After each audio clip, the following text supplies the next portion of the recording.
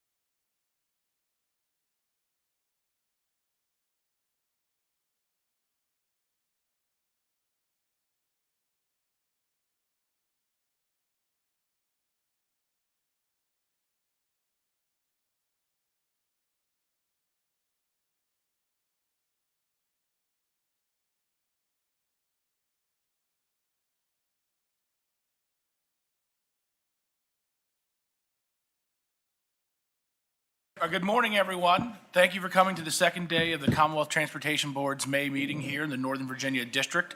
Appreciate your patience and flexibility as we are a little delayed returning from some meetings at USDOT. Traffic happens. We should have maybe taken Metro. I said that so Randy didn't have to say it when he came and spoke later. As a reminder, the workshop meeting is currently being suspended. What I'm going to do today is bring to order the action meeting of the Commonwealth Transportation Board. The first item we have today is public comment. Ms. Mathis, do we have any individuals signed up? Are there any members of the audience that would like to address the Commonwealth Transportation Board during the public comment session? All right. Seeing none, we are going to conclude that portion of the action meeting. I'm now going to suspend the action meeting and then return the workshop meeting to order. We are going to go slightly out of order on our agenda because we do have some guests here. We are going to go with the WMATA presentation, but before we do that, we do have the mayor of Alexandria, Aaliyah Gaskins, who I'd like to give the opportunity to come up and speak. She was elected mayor in 2024 and served on the council prior to that time from 2021, and has just been a great partner for us here at the state. And so, Mayor, welcome very much. And thank you for hosting us in your fine city. Okay. Well, hi, Secretary Donahue, and good morning, all members of the CTB board. It's really my honor and privilege just to say welcome to the city of Alexandria, but more important to say thank you for choosing us as the home for this meeting. I know that over the past few days, you've had the opportunity to visit various projects, to explore our community, to eat at some of our restaurants, and so I really hope that, I know in between all of the important work that you're doing, that you're getting a chance to see the very best of Alexandria and to really get to know more about our community and the ways in which the projects that you have approved are impacting Alexandrians every day.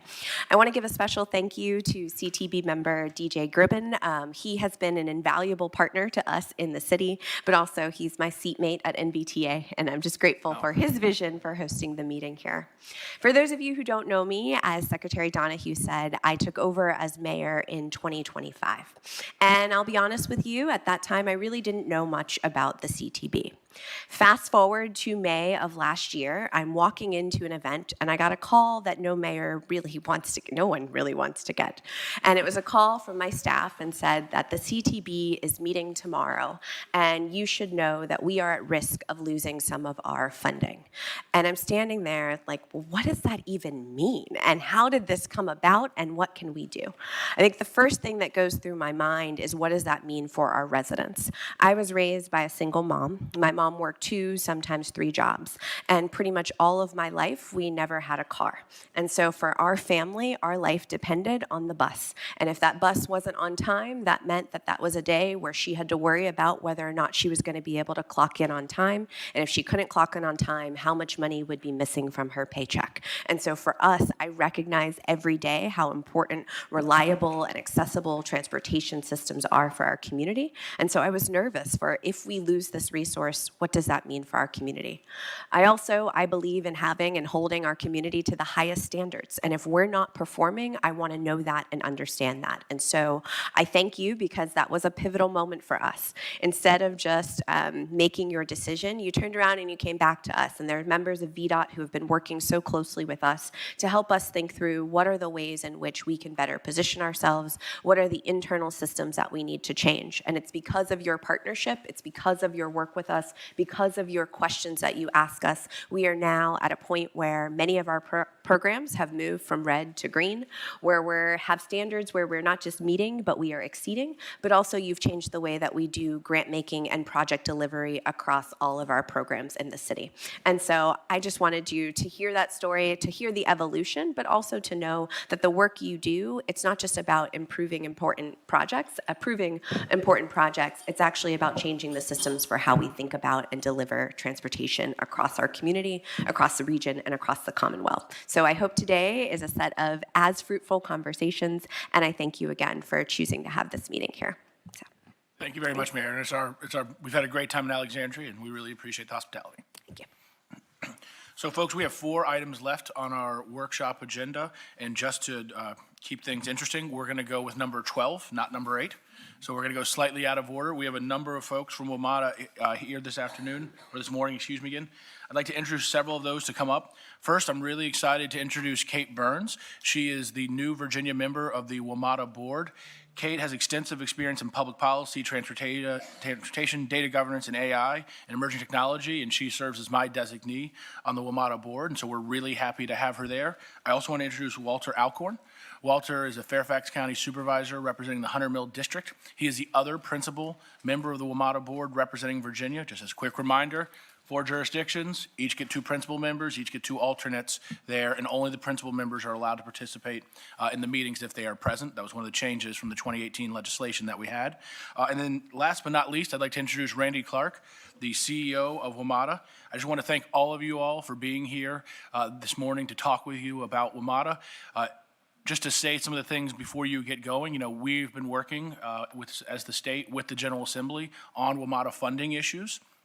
As everyone knows, the budget is still not finalized yet in Virginia, so those discussions remain ongoing, but we are very interested in working with them to find ways to address the dedicated funding needs for WMATA's capital purposes to help us sustain their state of good repair, but also, really importantly, advance some capital projects that can help reduce the operating cost curve at WMATA. And I really want to give credit to the board and to the general manager, Mr. Clark, for the work that they have done.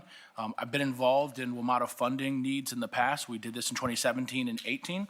I've also was involved in the DMV moves process that led to the recommendations that we're discussing with the General Assembly. And I just want to say there's been a real difference in the engagement and some of the ideas coming out of WMATA as we've approached this funding discussion this time.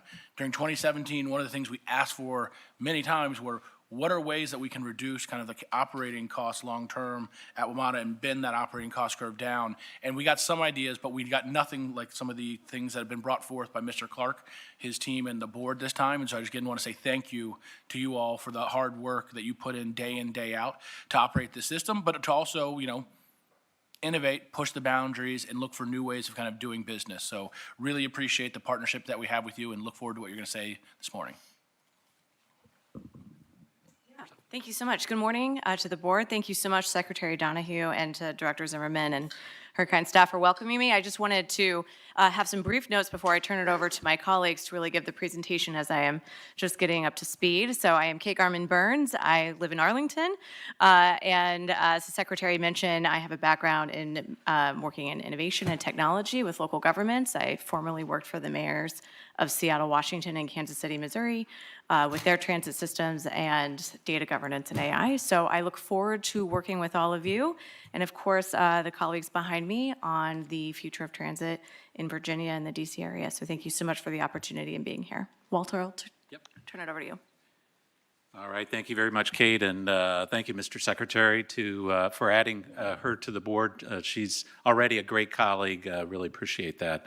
I'm going to go through a few slides. Let's go to the next slide. And before I speak, I also just wanted to point out, you should have in front of you this. Oh, thank you. I have the clicker.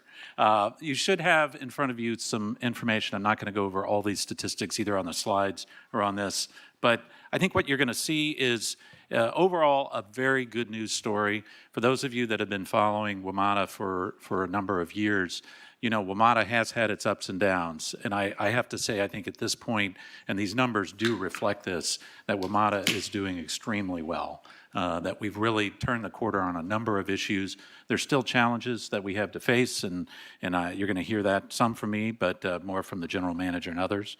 But I think it's important to bring it back to the fact that transit is really important to our local economy, to our region, and it is really a foundation for what we do here in Northern Virginia and also what we need in terms of our economic activity. And here are some of the numbers that underscore that in terms of how much transit means. You know, it's not just a matter of reducing automobile trips, but it is very much also a magnet for economic activity. I happen to represent, as the Secretary mentioned, Hunter Mill District, which includes several stations along the Silver Line. And Reston is in my district, and Reston is really developing incredibly quickly. And it's right around the metro stations. Areas, office areas, other commercial activities outside the metro, not really growing much, but right up against the metro, close to the metro, that's where everybody wants to be. So this is important, not just from a transit perspective, but also an economic development perspective as well. So on the next slide, you'll see some other statistics. We're still very pleased and proud of the 2025 APTA award.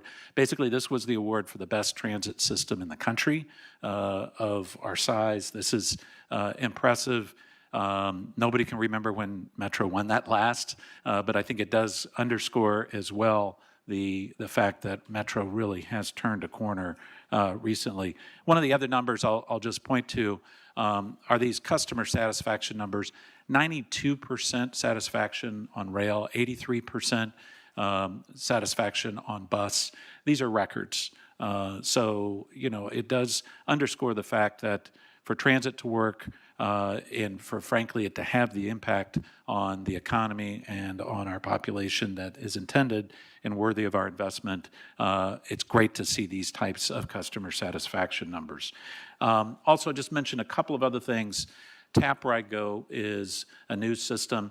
And whenever you ride on Metro, you no longer have to have a smart card when you're riding on Metro Rail. You can actually use your credit card or your debit card. This is a big deal. We have a lot of tourists coming to the Washington, D.C. metropolitan area. And you know, going through the process of explaining, here's where you get your smart card, here's how much money you need to put on. You don't have to do that anymore. Now you just take your credit card, boom, tap, ride, and go. That's been a huge improvement. We're seeing, we've now seen 13 million customers use Tap, Ride, and Go. So anyway, that's very, very positive. Couple of other things. We're also, there's $250 million noted here in annual tax revenue through joint development. So this is joint development that happens on WMATA property. So I mentioned some of the things in Reston. Almost all of that is off WMATA property.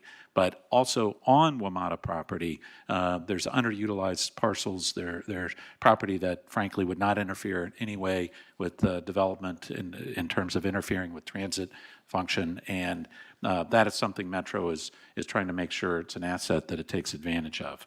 And then we had a total of 267 million total trips across bus, rail, and Metro Access in FY25.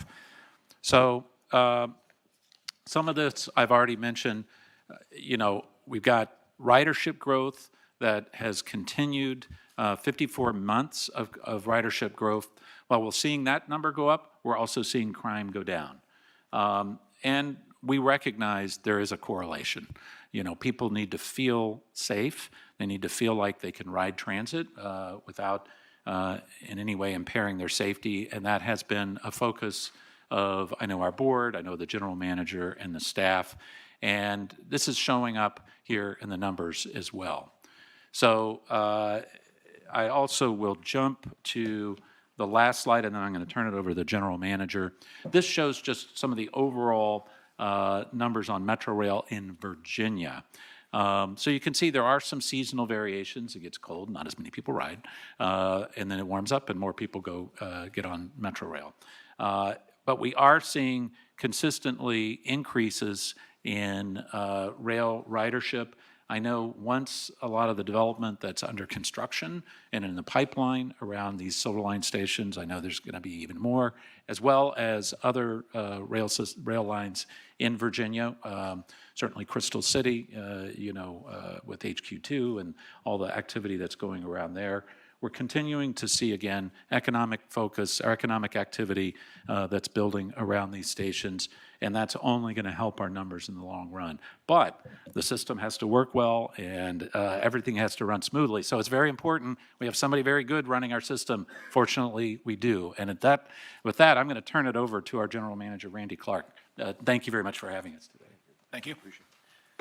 Good morning, Mr. Secretary. It's good to say that publicly. I think that's the first time I've done that, so congratulations again. I think this is your first CTB since being Secretary. Good seeing you all. Welcome to Northern Virginia.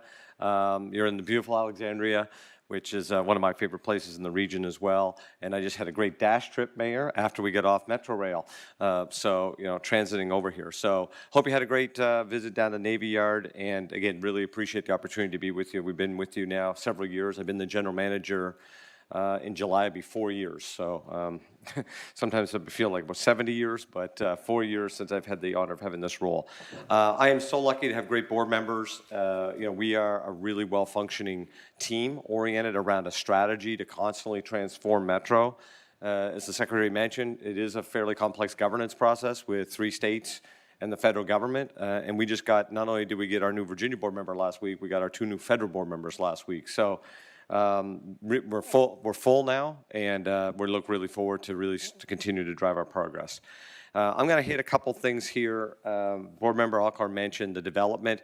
I just got offered Braddock Road with some members of our team.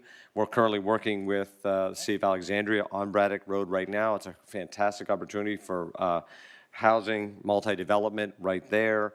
We have a great project at West Falls Church that we're doing that's going to bring almost 1,000 units of housing to West Falls, but it's also connected right next to another big development. So the West Falls, when people talk about it, could be the size of Mosaic, which is worth or brought in, I think, hundreds of millions of dollars of investment. So we're very excited about that development. In Huntington, if people have been there before, there's some really old parking garages. One is really pretty dilapidated. It's actually closed. We've been working with the General Assembly on some kind of economic development money to knock that garage down to really create a chance for a big, massive transit-oriented development around the Huntington station. We think it's a perfect location. You get the Beltway, great metro service, all connected together. So I bring these examples up that we are doing this actually all over the region. We brought some Virginia ones up, but we have several in Maryland, several in the district. Is a big part of our portfolio to say, how do we partner with our jurisdictions to create economic growth? Metro's not in the real estate business, we're in the partnership business. So it's the more housing, the more development that we can create around Metro, the better it is for everybody for a variety of reasons. I think, Bob Member Alcorn, if you look at, I think it's even on the handout, 3% of the land in our region is within a half a mile of a Metro station, and that makes up over 30% of the property tax base. If you overwhelmingly, all the multifamily, all the corporate headquarters, overwhelming amount of jobs in our entire region surround Metro.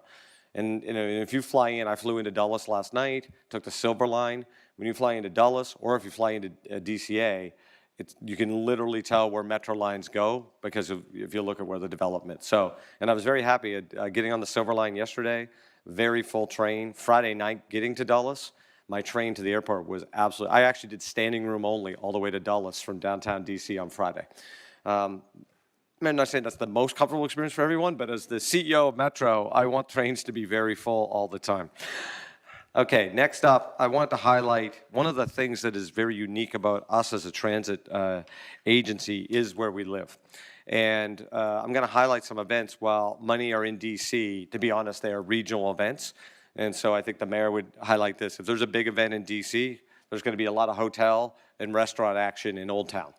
And so we know this drives the regional economy, but some very big events coming up. UFC has a big event. As you know, the president is hosting a big event at the White House. We have what's called the Great American State Fair. That's going to be 3 weeks on the National Mall, of which Metro is going to have a big display. So if you're there, you're going to see some really amazing stuff related to Metro, rail cars and whatnot.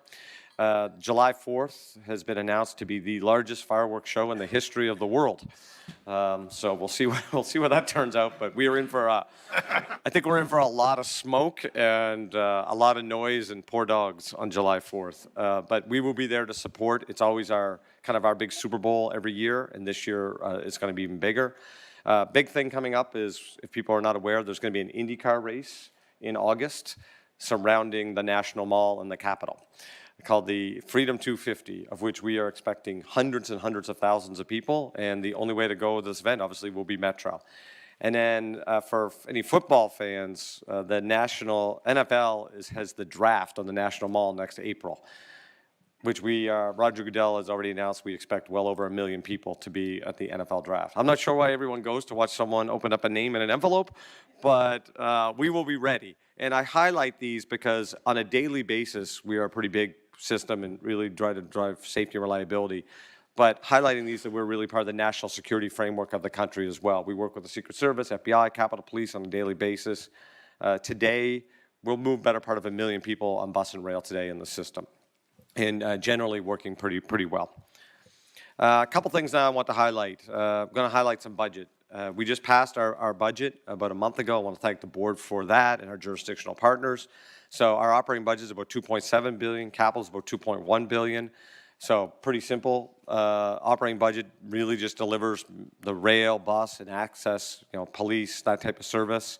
And the capital budget is really about renewal. How do we keep our assets in what we would call state of good repair, but also continuing to modernize them? So that's everything from replacing rail and signaling equipment. We have a really big rail order for our new 8,000 series rail cars. How do we replace our buses, bus garages, all of those types of things. So I just wanted to kind of give you a breakdown of generally where we are on the operating and capital side. If you want to break it a different way by mode, the bus side makes up about a third, rail is about 60, because again, while rail is highly efficient operating, there's a pretty significant amount of overall infrastructure related to it. And Metro Access is actually the service that many people kind of underappreciate or don't really see unless you or a family member uses Metro Access. That is the paratransit system that gets so many people in our community to have independence. And that could be veterans that got to get to the VA or someone with a significant disability that the fixed route or the rail system can't support them. So these are a couple of the items that we are investing in on the major capital piece. I mentioned new rail cars. They're actually being assembled in Hagerstown, Maryland with Hitachi Rail, Japanese-Italian company that we're buying there. We have a big new bus garage in Bladensburg's on the border, kind of DC and Maryland. We're buying a lot of buses. We're trying to coordinate too a little bit better with our regional partners. I'll talk about that in a second. Lots of technology. I've said very clearly we're a technology company that moves people, and we need to be looking at that all day long. We're doing an amazing amount of work around AI, predictive maintenance, a lot of those types of things. We're expanding our Dulles Yard for a new rail fleet maintenance facility in the Virginia space, so that's going to be really good as well. So lots of things like that we're working on. And then there's the ongoing kind of programs. Like I said, they almost seem, it's like at your house. Every once in a while you might paint your house or you replace the refrigerator. These types of things are just, we have to do all the time. They're a big system, so everything from cameras to vent shafts to roofs on buildings. It's just part of keeping the place healthy and working well. So we do have a few challenges though, and then I'm gonna, I think everyone probably knows where I'm going. I'm gonna set up the challenges to talk about why we need a little bit more money. So our job is to make sure the system is safe, it's reliable, that we have enough capacity, and that we're being as cost efficient as possible. And I appreciate the Secretary acknowledging at Metro we've identified over $500 million of cost savings and cost avoidance, and the team is looking at that on a daily basis, and we're never going to stop looking at that. But our bigger issue is we have a very, very old signaling system, and specifically on the red line. So the silver line, as I just mentioned, the Dulles, is new, old technology. So what that means is it's kind of good stuff, but you would never buy that today. But it's still going to work fine for a while. If you take the red line, which is our first original line, it's 50 years old. And so many of you probably heard Secretary Duffy talk significantly about air traffic control and how it's a bunch of 8-track tapes and we got to modernize. He and I have been literally saying the exact same thing. So I don't know if I'm copying him or if he's copying me, but one way or the other, it is the exact same thing. Air traffic control is a lot like most old transit systems. Big investments, but they really will help safety. They're going to really move us to reliability. The best signaling in the world can get you somewhere usually around the 98 to 99% reliability. We get a lot more capacity because we can run trains much closer together. So therefore, for the same amount of trains, the same amount of stations and tracks, we can run way more service, so we get that capacity. And when we do all that, we get much more cost efficiency as well. So then we can run the right amount of trains at the right amount of time. And so what we're looking to do is modernize our rail system to go into a fully automated rail system. Metro right now runs in a partial automation. When I got here, we were running manual, now we're in partial. We want to go to a full driverless Metro. That doesn't mean we won't have employees, but it means that the vehicles could operate by themselves. That at Dulles Airport, which I'm assuming most people in the room have been in Dulles, you probably got on a fully automated train, right? You go downstairs, there's the platform screen doors, they open, the next doors open, you get in the train, it takes you from the main terminal to Terminal A.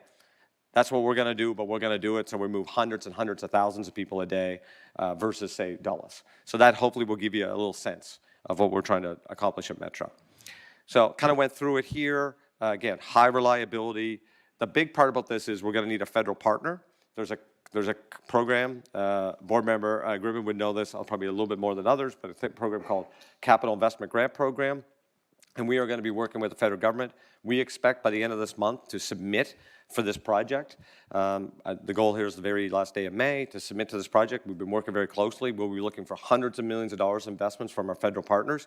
So far the conversations have been really great. They have a program for this, and we're really excited. We think it goes heavily with the Trump administration's message, which is build fast, and build more efficient, and build around safety, and use technology, and it really aligns around that. So reauthorization bill came out over the weekend, and there's some stuff in there that we think will highlight that.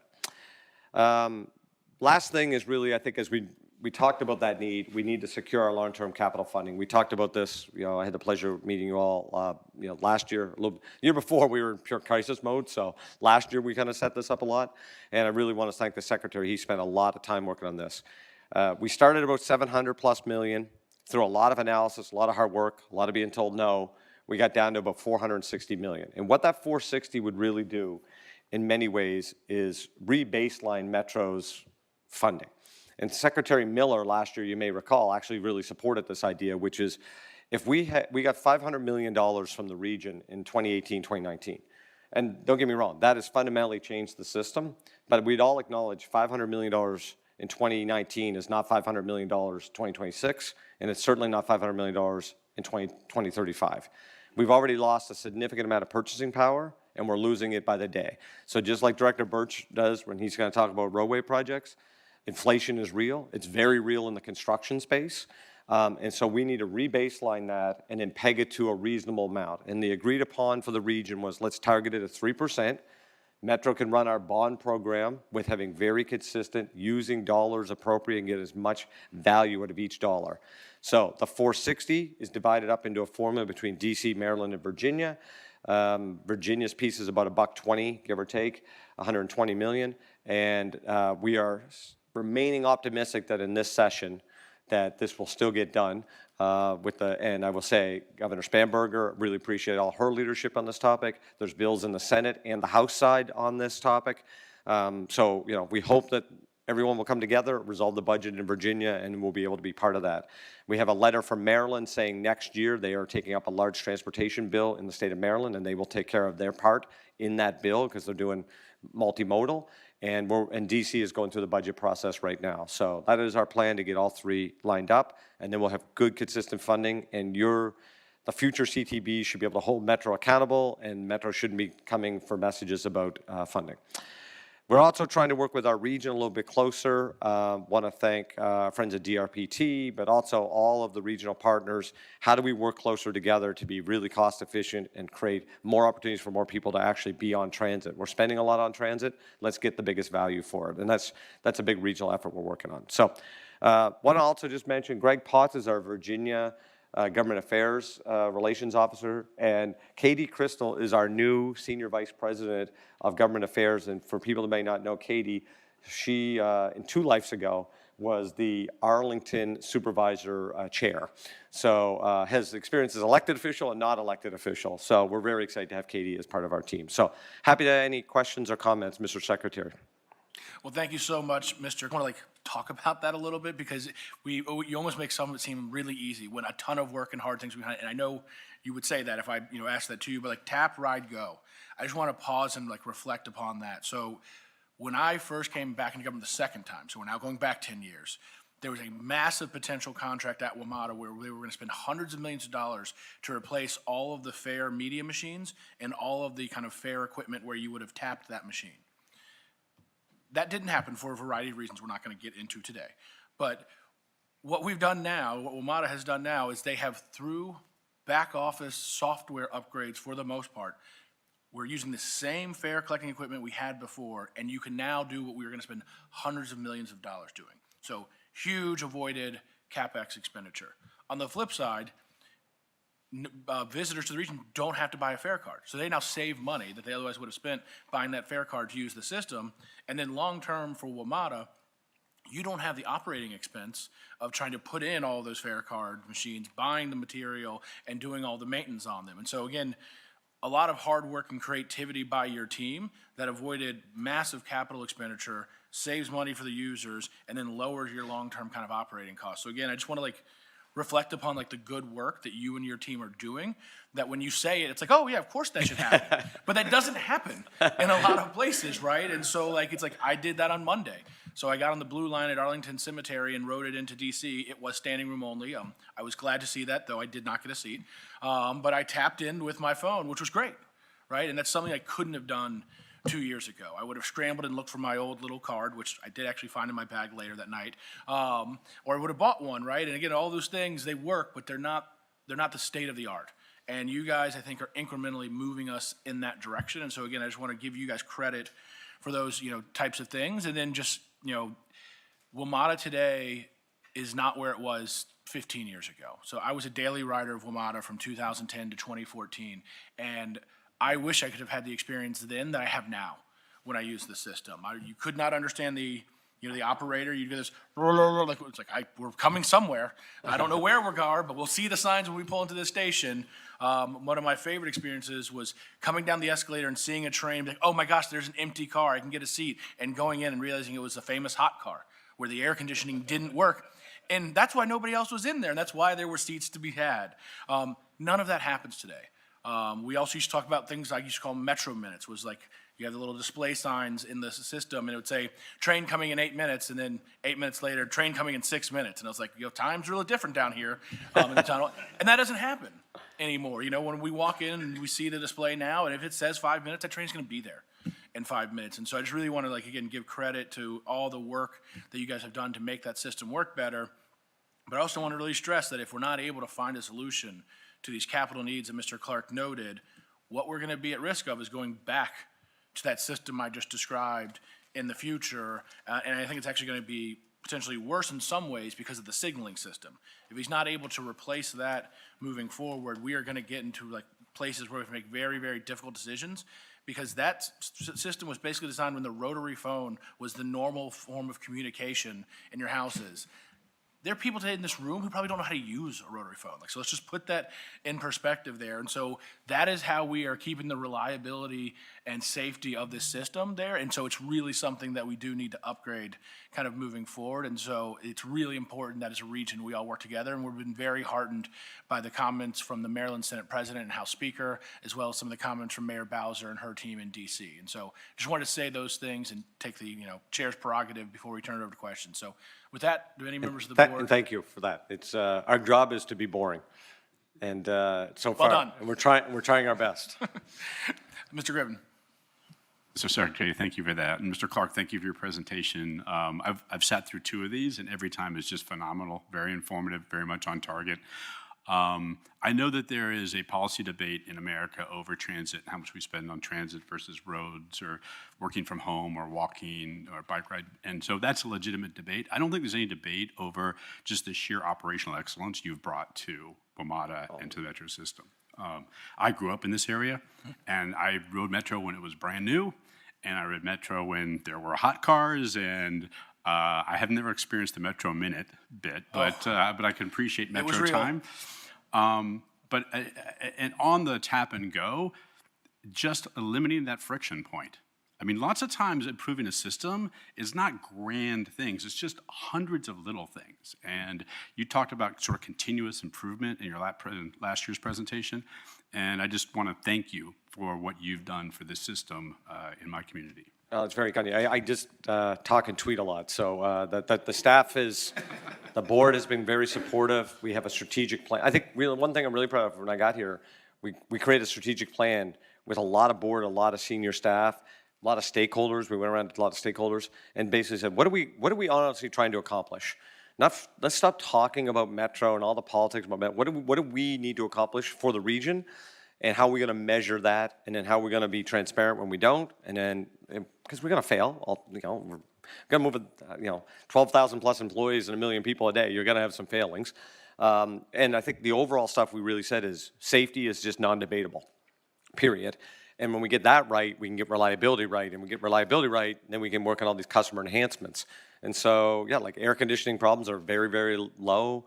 All of our signs work very, very well. Frequency's working really well. But like the fact that we have the lowest crime we've ever had in 50 years at Metro, I think is the baseline of people going, this is great. I don't think anyone thinks that they're going to get on a train with a derailment, so we're really working hard on the basics. And when you do the basics well, I think what we feel is we got more community support to now do even more things. And then the board's been very supportive, we just talked about blue, orange, and silver. Our new budget's going to go to 10-minute frequency all day.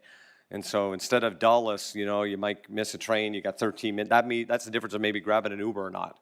And now you got to do that. And so, we want to support the growth of this region. Our region has gone through some challenging times here for, obviously the last year. And WMATA is kind of the backbone to drive our economy. So we take a lot of pride in that. So I really appreciate saying that, and I'm sure the team would too.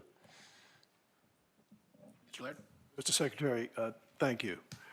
Mr. Clark, I've got to say that your enthusiasm is contagious. I mean, and seeing WMATA this week or the last several days and the frequency, and it's out there. It is a needed product. You came here and turned a lot of things around, and were just throwing a lot of things in your lap. And one of the things that was thrown in your lap was overtime. And I'd like you to speak to that and how that issue has progressed. And then the other one, which is probably a little bit bigger, and that is unfunded pension liability and healthcare liability, and what is happening there, and what are you doing in that area? Yeah, no, thank you for the question. So maybe I'll start with the pension one first, if that's okay. We actually are pretty well funded on our pension situation right now. So what we need to manage, and I think we're going to focus on a lot on the next CBA. We tried this CBA. I mean, if you ever never negotiate a CBA, they're fun. You got to give and you got to get, and that's rightful. And the union's job is to represent their members, and they do it well. And we have a lot of people that work very hard, and they deserve. But at the same time, where we want to focus in the next CBA probably is a little bit around a little bit more pension stability, specifically around overtime into the pension plan. And we tried that a little bit, but instead we got the zero out of everybody 2 years ago. So every employee took a no pay increase 2 years ago. And when you compound that at Metro size, that was what we really knew we had to do to balance the budget long term. So I would say overall we are pretty good on pension liability if you go through our financials, but it is certainly, we need to figure out how to not necessarily break the cost curve, but continue to slow the cost curve on that. I think most pension funds in America have been living very high recently because the market has probably covered most pension funds' liability issues because the market's been so high. But that is a point that you can trust that we have that on our radar. On the overtime is a kind of a never-ending conversation, and so we either hire a lot of people or have overtime because we have to run the service. So it's kind of like maybe certain factories for production. So if we don't run a bus trip, back to the mayor's conversation, that bus doesn't exist and her mom's not getting there. If we don't run the train, people at Dulles are like, where's the train? And then we have the police topic, right? So our biggest groups of overtime are operations, infrastructure, and police. On the infrastructure side, we've reduced very significantly. So in April, signaling system was 60% more reliable than last year, and budget went down 50% in overtime. So again, back to Board Member Gribbon, slowly finding every little thing to connect. With that said, our police overtime is very high because it's very hard to hire police officers. So we've turned, and we're now, we don't attrit as much anymore. We created our own academy, and we're finally growing. But we probably need a couple more years to get to that baseline number to kind of soften or push down the overtime number. The bus operator topic is probably our heaviest topic for overtime. And there's a lot of mandates in our world that are everything from FMLA to local to state laws and other things. I think just being honest, the pandemic changed people's thinking about being off for sick or how much leave they want, or Fridays are unique that a lot more people are sick on Fridays than Wednesdays. And so we're trying, so in our last CBA, and I give the union credit, they work with us on this, we really increased discipline for tardiness and absenteeism. Unfortunately, that has led to a little bit more terminations, but it's also led to people showing up more when they need to be there. So what we're trying to do is treat our employees right. They're good people. you know, you work 24-hour, we're a 24-hour system through the storms, through special events. But we also say, hey, you got to respect the taxpayer here, and we got to be here and be present. So over time, there is always this Goldilocks between too much overtime. Obviously, there's the optics of it, but then there's the reality, and then there's the if too many headcount versus overtime, the indirect costs are too high. So we are always trying to find what's that balance. So what our number one goal is to manage personnel costs below budget. And this will be the 4th straight year we've managed personnel costs lower than budget. And so, you know, overtime here, you know, headcount there, and trying to trade them off as best we can every day. So hopefully that gives you an answer, or what we're trying to work on anyway. Thank you. Yeah. Still up? Yes, thank you, Mr. Secretary. Congratulations to you. I mean, I lived in Arlington for 40 years and quit using the Metro because of safety. My husband quit using it because of fires in the tunnel. So we're glad to see the big change that you've really brought to the system. And I do want to congratulate you on that. I would also like to encourage you along the lines that the supervisor, I believe, mentioned about economic activity within metro space. I know that in the private sector, we've got lots of things going on, lots of economic activity, but you have some of the prime real estate where I think small businesses, concessions could actually be a great benefit, providing you some income and also a benefit to the users of the system. That might require changes in the law or something, but I think that's a great place to look for new revenue, maybe. Great, thank you for that. So obviously, this is our number one focus, which is how to use our asset map to the biggest effectiveness. But for instance, our headquarters building in DC, we built that purposely with frontage to now have retail. So we have multiple retail establishments at the bottom of WMATA's headquarters that are like food and beverage kind of thing. So like a Potbelly's, and we have another one coming like a couple months. There's a few places like that around the system. What we're really trying to think about, though, is mostly how can we help our partners build buildings at our facilities, which would have a bunch of what you're getting at. We also do a lot of advertising. If you've been in the system, it seems like it's mostly about AI war, but it's the DC market. It's just kind of what it is. I don't even know what some of the ads really mean. But we do a lot of advertising, both digital and static. And you know, we're really trying to activate that. We have some fiber leases in our tunnels. We've laid a lot of fiber and then put in extra. So we work with carriers and other things of that nature. So you have our commitment. If there's ever a revenue source that can help either lower subsidy or make it so fares don't have to continue to increase. Like, so next year we'll probably do fares again. What we're trying to do is every 3 years.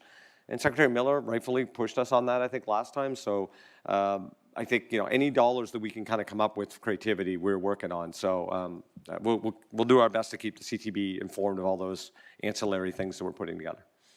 Thanks. Sellers. How do you measure the impacts of these new developments on the system?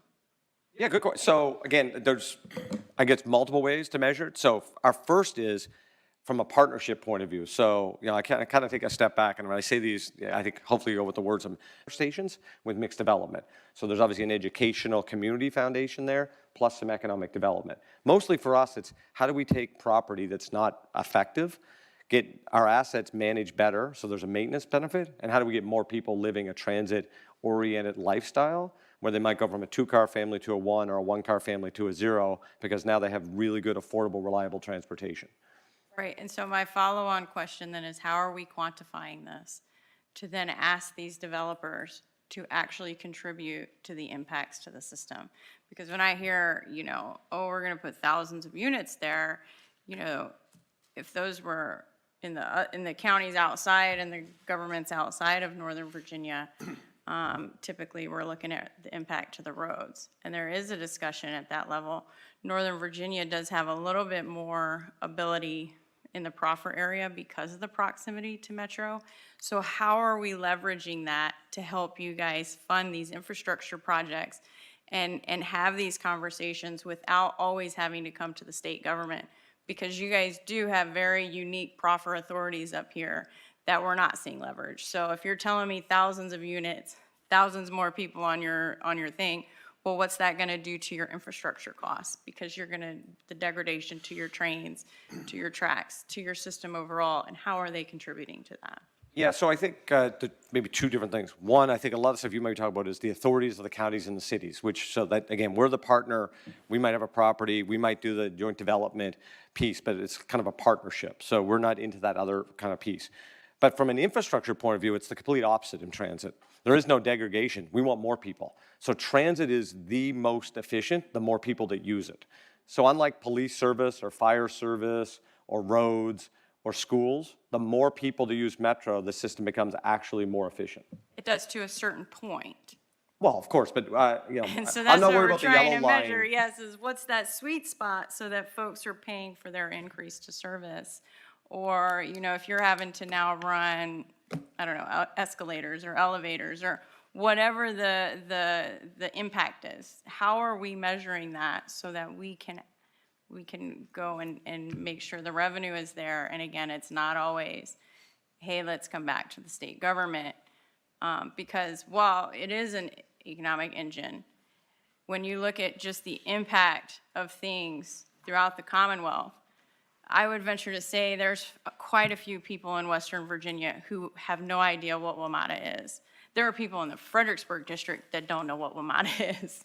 And so it's how are we using the authorities that are here and you guys speaking to the development community and the local government to do it. And there are ways, and coming from us as a supervisor, and they're not fun conversations, but somebody has to have them.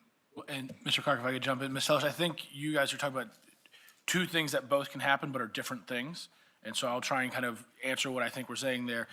When we're talking about these joint development types of developments here, these are not of the quantum or scale that are going to create the situation, I think, that you're talking about that requires either a dramatic increase in service or new infrastructure. That has though happened. So like, let's talk about Crystal City. With the development of HQ2, a new entrance is necessary to the Crystal City Metro Station to be able to move in the number of people that are expected there. And in that circumstance, the Arlington County is actually funding that with their dollars from revenues they're generating from a special tax district in Crystal City.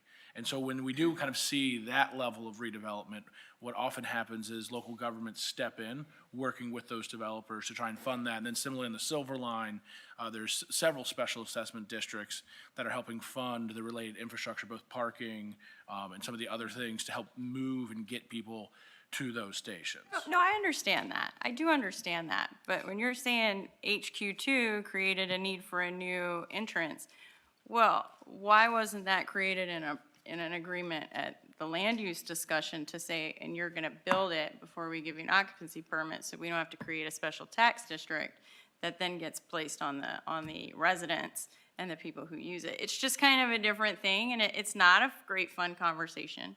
But joint ventures are part of what local governments do, and a big part of what a supervisor or a city council member does is have land use discussions, and specifically those really uncomfortable proffer discussions.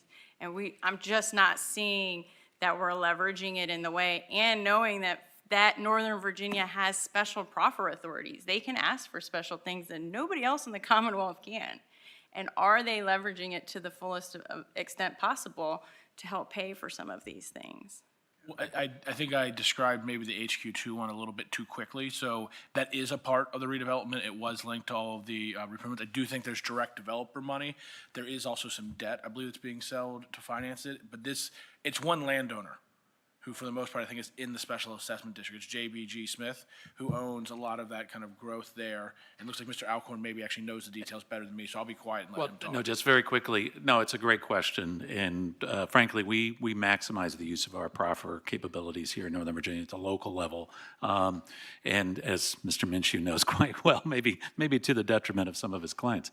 But what we also do is we have special taxing authority. So, you know, the Secretary mentioned the Silver Line stations. So those are basically 25% of the Silver Line was paid for, the construction of it, by the landowners around the stations. So we do we do get creative. And the other thing I would mention too, and this is something that forces, I think, accountability both at the local level and the state level. In Virginia, this is all half paid for by local government, and the other half's paid for by the state. So, that's why I'm here representing local governments on the Metro Board, and then the state has an appointee as well. But it's good questions. Thank you. Well, and it's the things you hear about, and having the proper discussions is part of the job, probably the worst part of the job. And when you talk about transportation impacts, it can be incredibly expensive. And then how do you enforce it? But it needs to be discussed, and not just here, but any transit, of how are we measuring the impacts to a transit network so that these developments, as they're selling it, he told us this is a selling piece of coming to these properties. So they're using it to sell these properties and these projects. Well, then they also need to be paying to make sure that it's not impacting the taxpayers of the Commonwealth. Oh, absolutely. And I'd love those proffer discussions, by the way, personally. I love that part of my job. But thank you. Other questions? Mr. Minshew? Thank you, Mr. Secretary. Yeah, one success story that you didn't mention, something I remember probably with Secretary Donahue when he was Deputy Secretary, that Ms. Dunlap also mentioned too. Back in 2015, there was the smoke incident at L'Enfant Plaza. And I remember I was serving on the NVTC when Chairman Fassett said, we have to ask the General Assembly to adopt legislation identical to what D.C. and Maryland are doing to create a Metro Safety Commission. Because if we don't, the Federal Transit Administration is going to start withholding money from Metro. There was dire times. And I think 10 years forward since that event, we didn't hear about safety. And that's because I think you've done a really good job curing that problem. So I thought I'd just mention that in your great presentation. One thing that went up in my mind is that we're not talking about safety because I think you've established some protocols over the course of the past 10 years that have cured that problem. So my hat's off to you for fixing that. And I remember that, Mr. Donahue, that it was a House Transportation Committee meeting. And we Vividly. said FTA was going to hold money back against our metro system unless this identical legislation is adopted.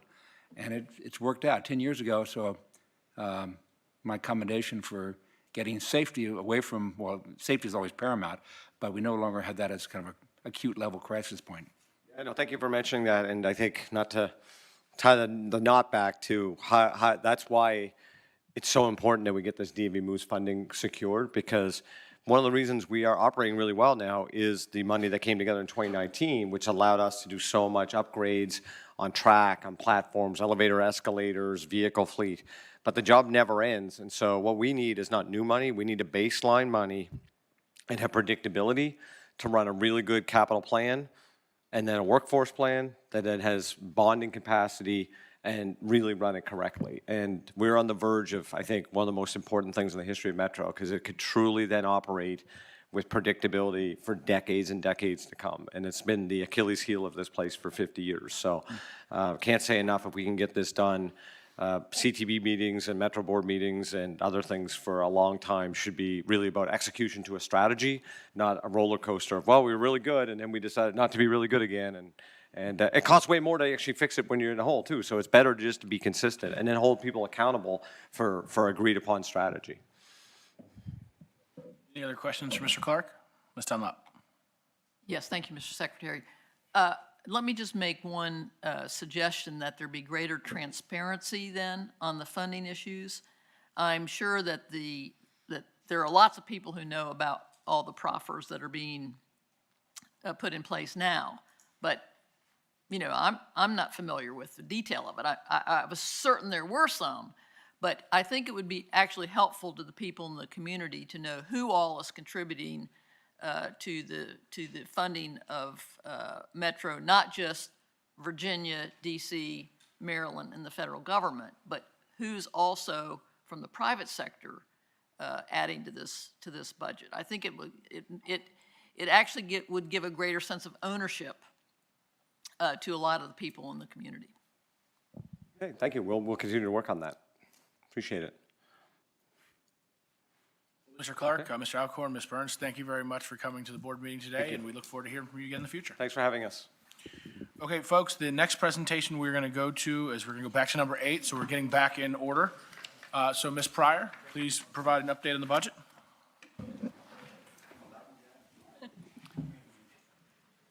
Morning, Mr. Secretary, members of the board. I am here today to speak to you again about the FY26 budget. If you recall, you revised the fiscal year 26 budget back in November to add some priority transportation fund and Garvey-funded projects. I'm coming to you now with a request to revise the budget due to some emergency response spending and an additional item related to the FY26 state budget. So as I mentioned to you and I briefed you on this topic in February, VDOT budgeted $225 million in fiscal year 26 for emergency response, and that includes our winter weather operations. You recall, we experienced multiple statewide events in December and February. I think a new term was created for snowcrete, if you remember the icy snowstorm that we had, followed by weeks of sub-zero temperatures. The expenditures related to our emergency response this year are $418.4 million.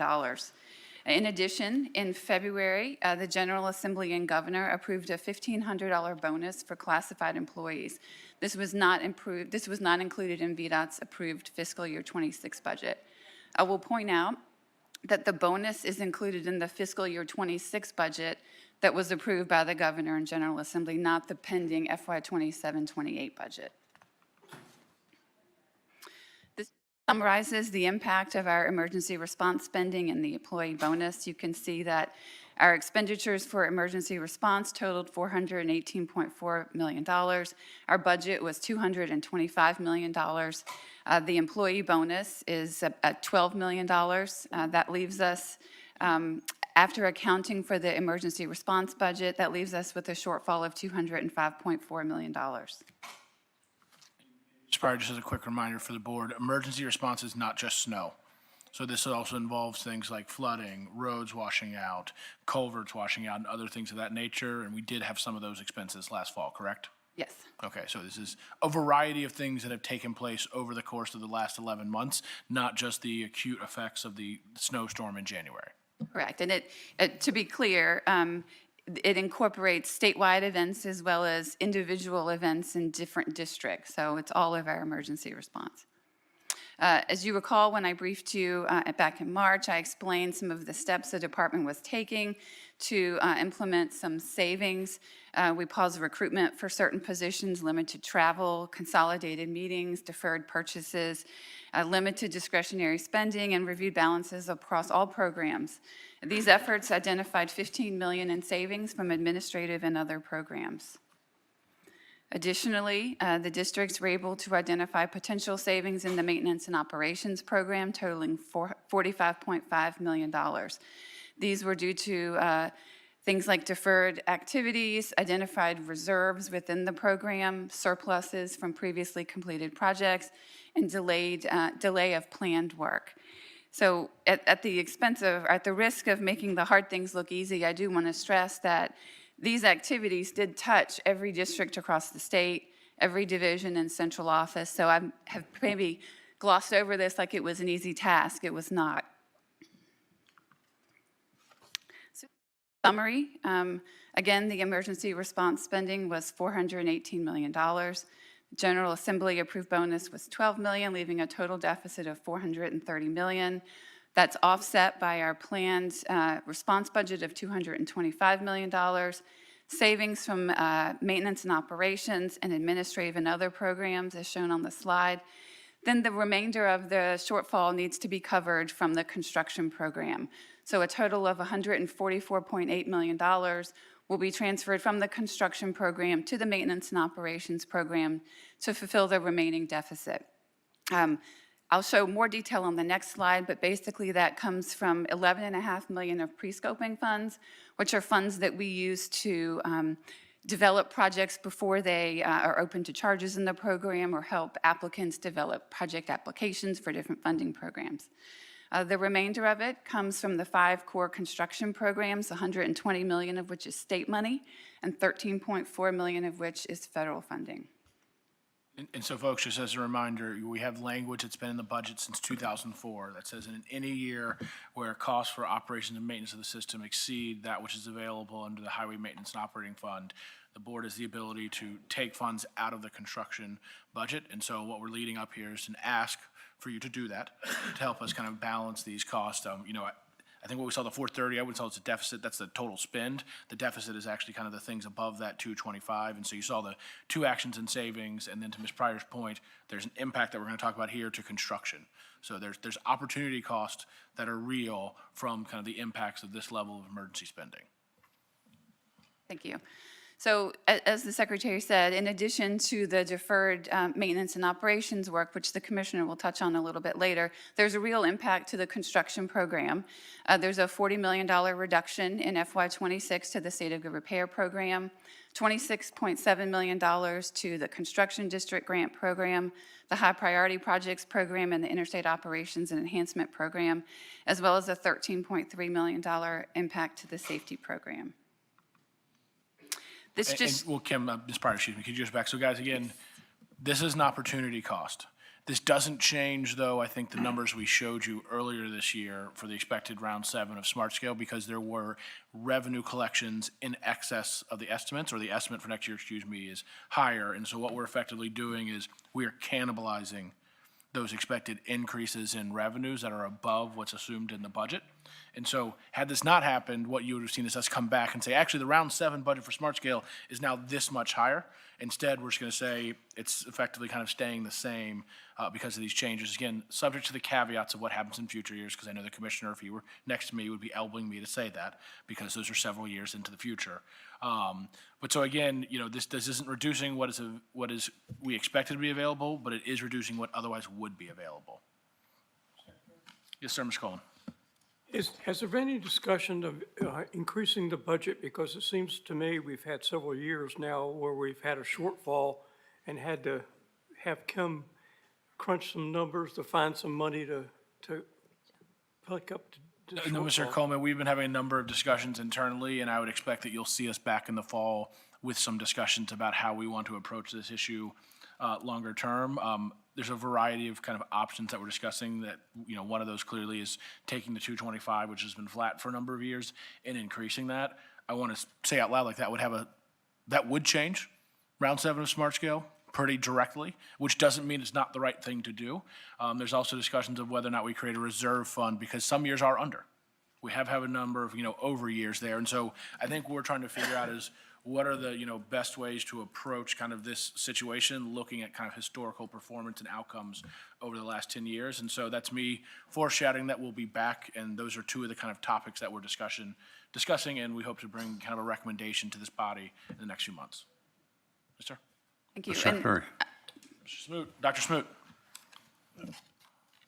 Check me on this. When we talked about this back last fall, when we experienced some of these flooding situations, whatever, weren't we expecting to receive more than $13.4 million in federal money back?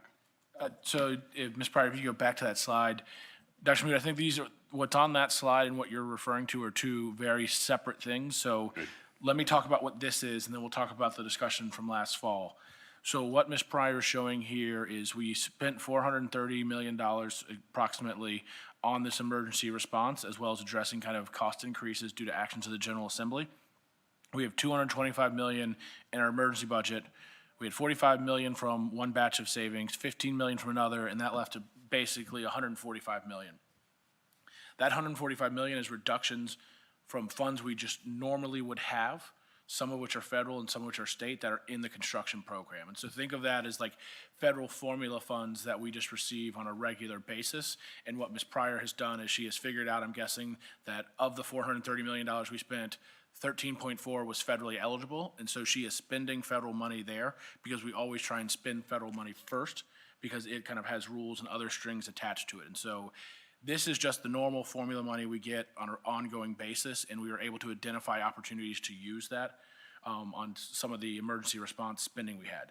Separate from that, last fall, the federal government has a program called emergency relief that takes place. Those are additive funds that come to a state when it experiences an emergency, and those funds are applied directly to whatever those kind of costs were.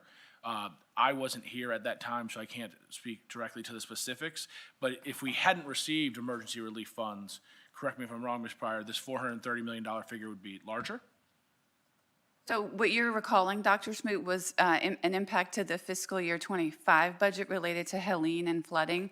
And you'll recall that this body approved a revision to the FY25 budget related to emergency spending, snow, flooding, Helene damage, in the form of an intra-agency loan. So the department essentially loaned the maintenance and operations program, construction program cash, knowing that we would be receiving reimbursements from FEMA and the Federal Highway Administration, which we are tracking actively. And we did receive it. We are we're receiving it ongoing, yes. And is it correct to believe that because of the adjustments that are being made, that no currently, you may have made reference to this earlier, no currently committed programs, construction programs, are not going to occur? There's no impact to any ongoing project due to this reduction of $144 million in the construction program. Thank you. Again, what we would have had is an opportunity to have $144 million of additional spending in the construction program due to revenue estimates being higher than what we had previously assumed. But we are able to handle this impact through that anticipated increase in revenues there, and so there are no impacts to ongoing projects. Thank you. I believe we're on this final slide, which just shows the impact to the individual programs tracked by VDOT. This is the net change resulting from employee bonuses and emergency response spending and the transfer from construction to maintenance to support that additional spending. Later today, I'll be bringing to you an action item to approve the second revised FY26 budget. And I will recommend your approval at that time. I'd be happy to answer any other questions. Thank you, Ms. Pryor. Are there any questions from the board? Thank you very much. Thank you. All right, next we have Commissioner Britch.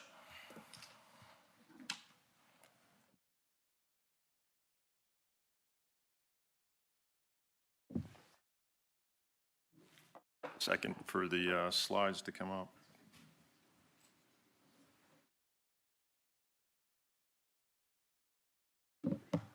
I see the secretary's deciding to walk out on my yacht to where we are and setting the stage for what we plan to do for the rest of the calendar year.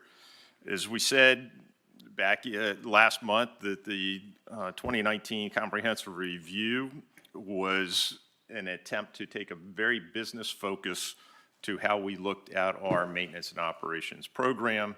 We wanted to shift from short-term decision-making to long-term sustainability to make sure that we were investing in our future generations in our infrastructure program.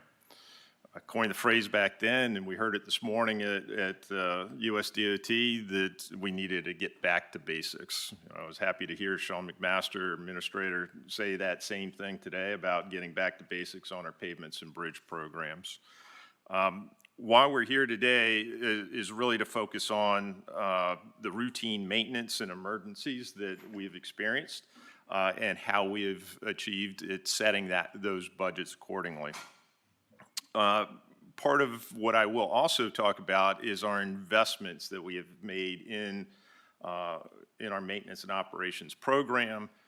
More importantly, the tensions that we continue to feel in that program and what its impacts are. Many of those things that you just heard from Ms. Pryor in why we're adjusting the budgets that we have today. I will highlight with the bottom bullet the 6 years of operational experience in our need to reevaluate where we are with our ordinary maintenance program, our emergency program, and then baseline them. And we did not set performance measures in 2019. And I'm going to go through a little bit of why we did not in this presentation, but we do hope to have performance measures set later this year. So these are the 4 topics that I'm going to be covering: routine maintenance, emergencies, maintenance and ops, program impacts, and then, of course, our assets that are funded on an as-needed basis today. So starting with routine maintenance, but before I do, let me give it a quick overview of the agency and some of the actions that have taken place and how we have gotten into the posture that we are. As you're well aware, we're the 3rd largest state DOT in the country, state-maintained highway system, and we have over 100 diverse assets and services that we provide. Now, stepping back a little bit of how we got here. In 2007, we had the housing crisis, and this had very significant impacts on the department's program overall. I'll say from the construction side of the house as well as to the maintenance and operations side. In June of 2007, we were forced with a $1 billion revenue estimate reduction. Let me just go back into place. Just simple 9 years ago when I started in this position, our 6-year plan was valued at $10.6 billion. It's now at $28 billion. So we can only, I don't have the statistics today to share with you what our 6-year plan was back there, but it was much less than what we're experiencing today. So a $1 billion reduction to our estimates were quite significant. In October, we predicted additional revenue reductions by 2.1 to 2.6 billion over that 6-year period. So you can see from the sub-bullets, we were reducing our 6-year plan. There you go, fiscal year 2008, 8.7, and then by fiscal year 2010, we were at $6.2 billion. We also experienced significant reductions in our workforce. Last month, I referenced back in the 2007 time period, we went through the downsizing blueprint, where we went from about 10,000 employees, a little more than that, to 8,500. We stayed stagnant at about 7,500, and in the last 2-3 years, we've experienced a little bit of an uptick in our employment levels, really focusing on our maintenance and operations folks. During the same time period, during that downturn, we experienced some reductions in our facilities. We went from 335 facilities to 248. We permanently have lost those facilities across the Commonwealth. We've divested ourselves. We had 44 residencies, we're down to 29. You can read the number of equipment shops that we had, and some of our residencies and area headquarters had service bays that we would be working on our equipment. We eliminated those locations, and we're down at 37. And we really went to a focus standpoint for our residencies where they're going to manage only the maintenance functions. At this point in time, we replaced our proactive maintenance the efforts with ones that were really responding to call-outs. We're going to service those calls that we receive and not really take on an active procurement or proactive maintenance program. So all while the agency was experiencing downsizing, we kept growing. Virginia grew over the last several years by 1 million people. As I presented to this body last month, the number of pavements, lane miles for our pavements have continued to increase by about 5,000 lane miles. The number of bridges up about another 400 statewide.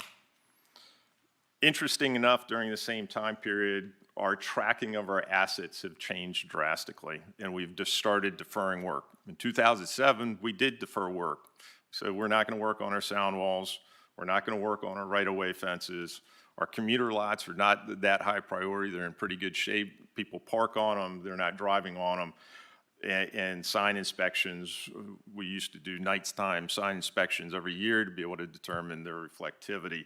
That's been deferred. Our ditching operations were also deferred.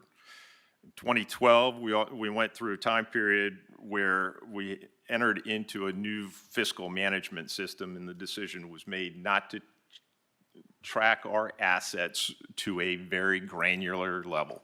So this is one of the areas where I've been frustrated for the last several years, 9 years, that how many assets do we have and what's the condition of them, and no one can tell me the population of it.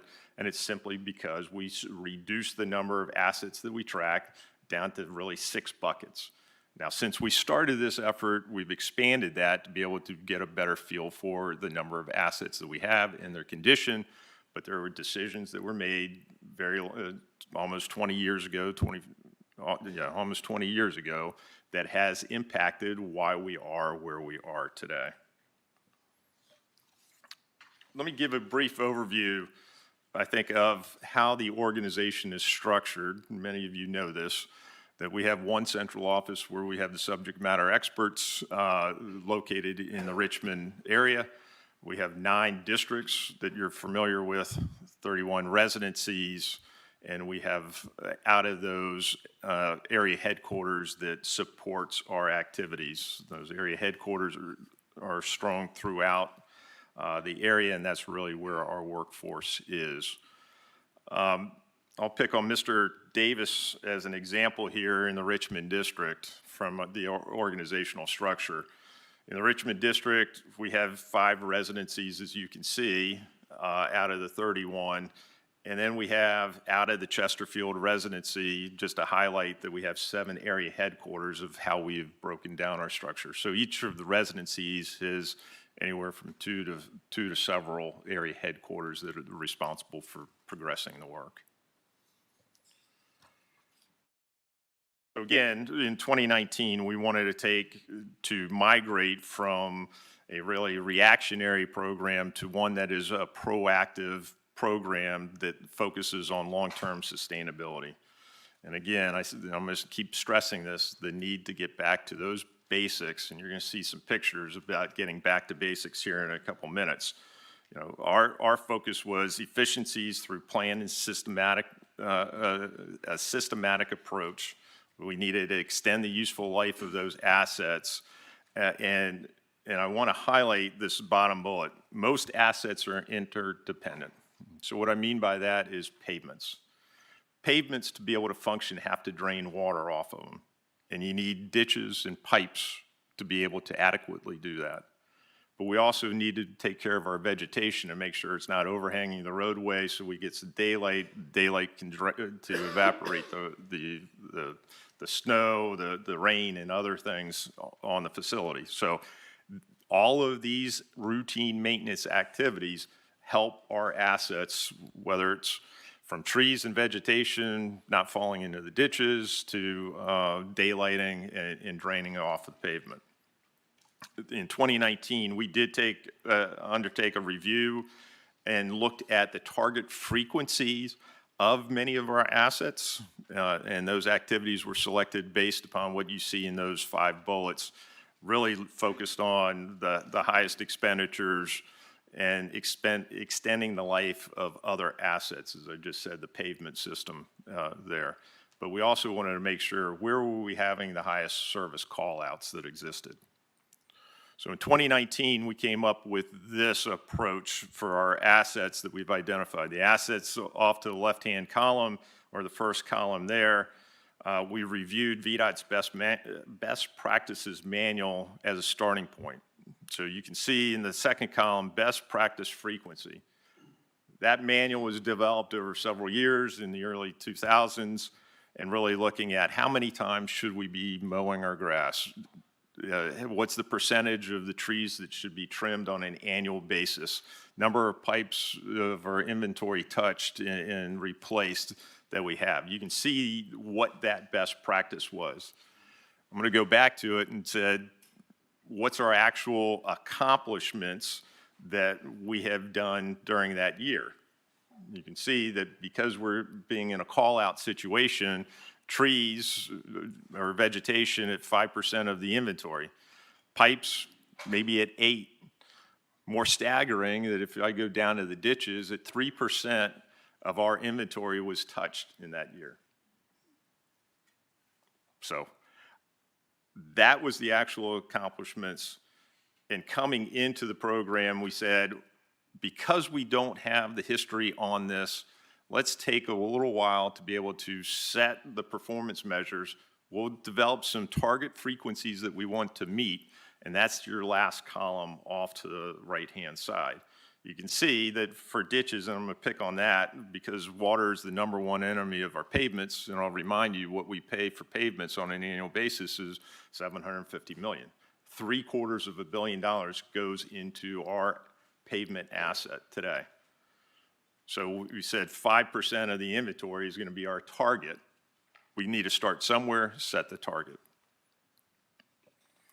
Now, this is a slide that you saw back in October of 2025, just last month or last year, where the Chief of Maintenance and Operations comes and gives the annual report on how are we performing. I'll say that the left-hand side of the column continues to be our interim targets that we had identified. You can see the estimated quantities of assets that we have. I should say that that continues to be an estimate. It's not a hard and fast number that we have. We lost track of it. We continue to build our asset and get a better sense of the total quantities that we have. Once we get into the blue section of this chart, you can see the 2024 frequency averages that we were achieving. And I'm going to note that you're going to see some asterisks in there. Shortly in 2024, we said we can't go touch every single pipe and replace it. We wanted to get a better feel for, is a pipe in good condition, fair condition, poor condition? Do we need to replace it immediately? So there was an inspection task that we had requested the districts and the field staff to undertake to start building that inventory.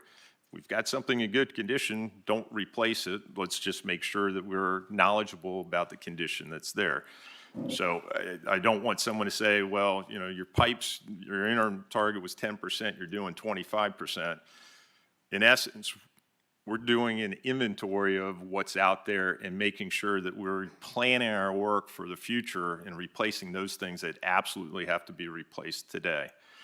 You can see also at the time period, we had a one-time infusion of $50 million that was invested.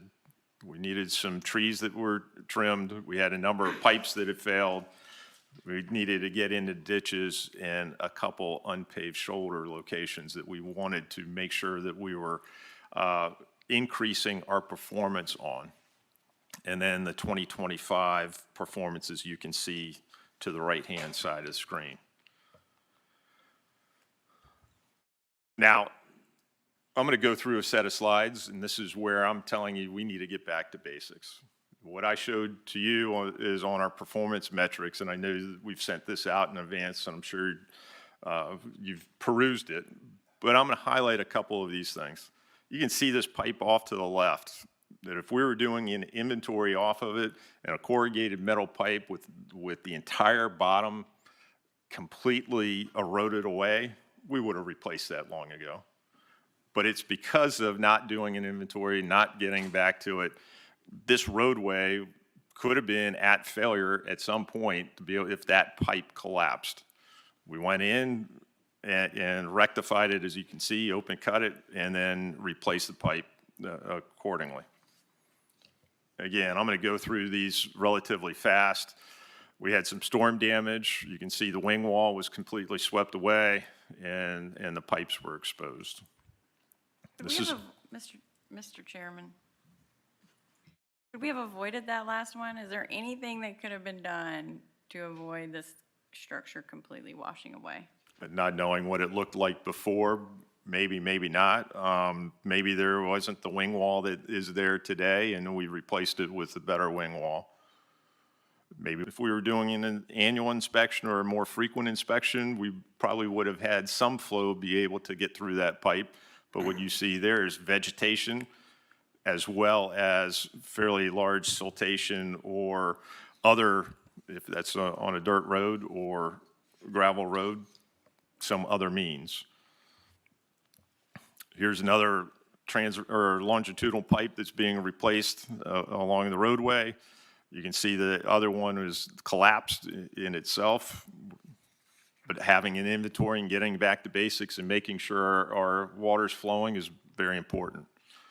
We've got some stormwater basins that have been repaired and replaced that with You can see the riprap's been replaced, the drainage pipe at the bottom, and a head wall that has been built in.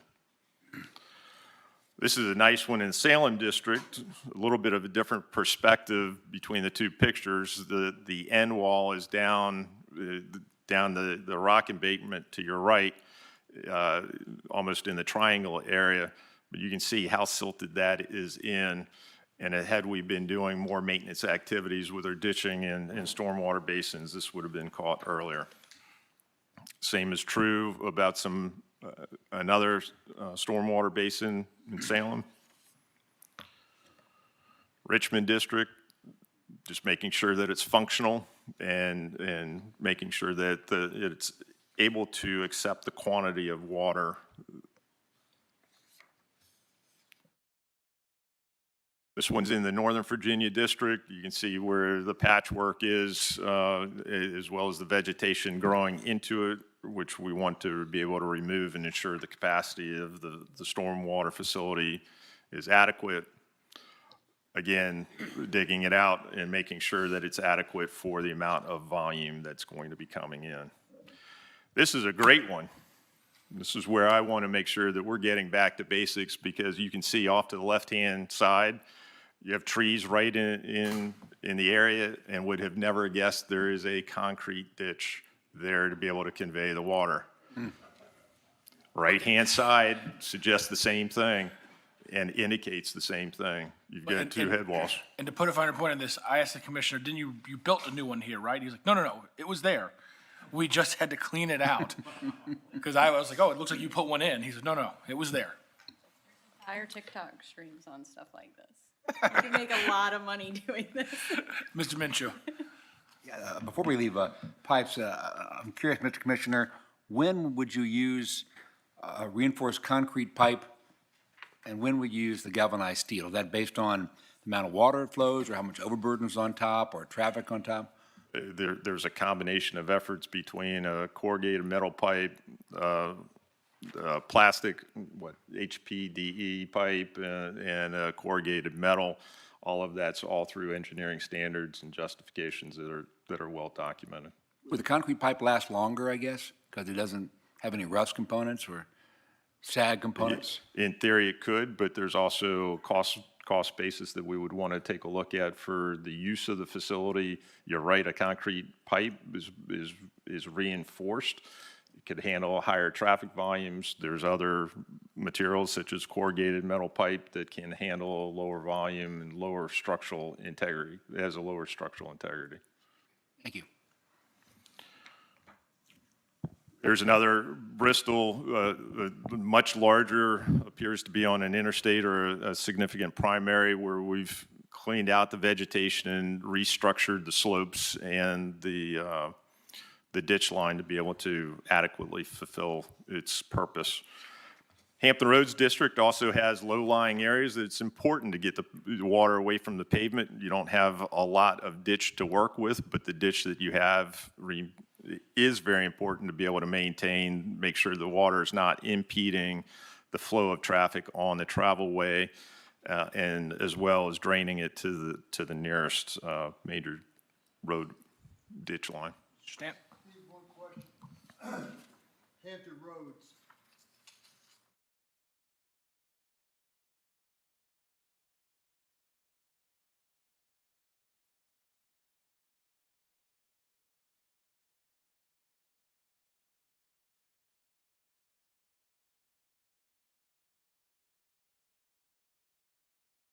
Well, the city of Virginia Beach is very clear that we only operate and maintain the interstate system in the cities, in the Hampton Roads District.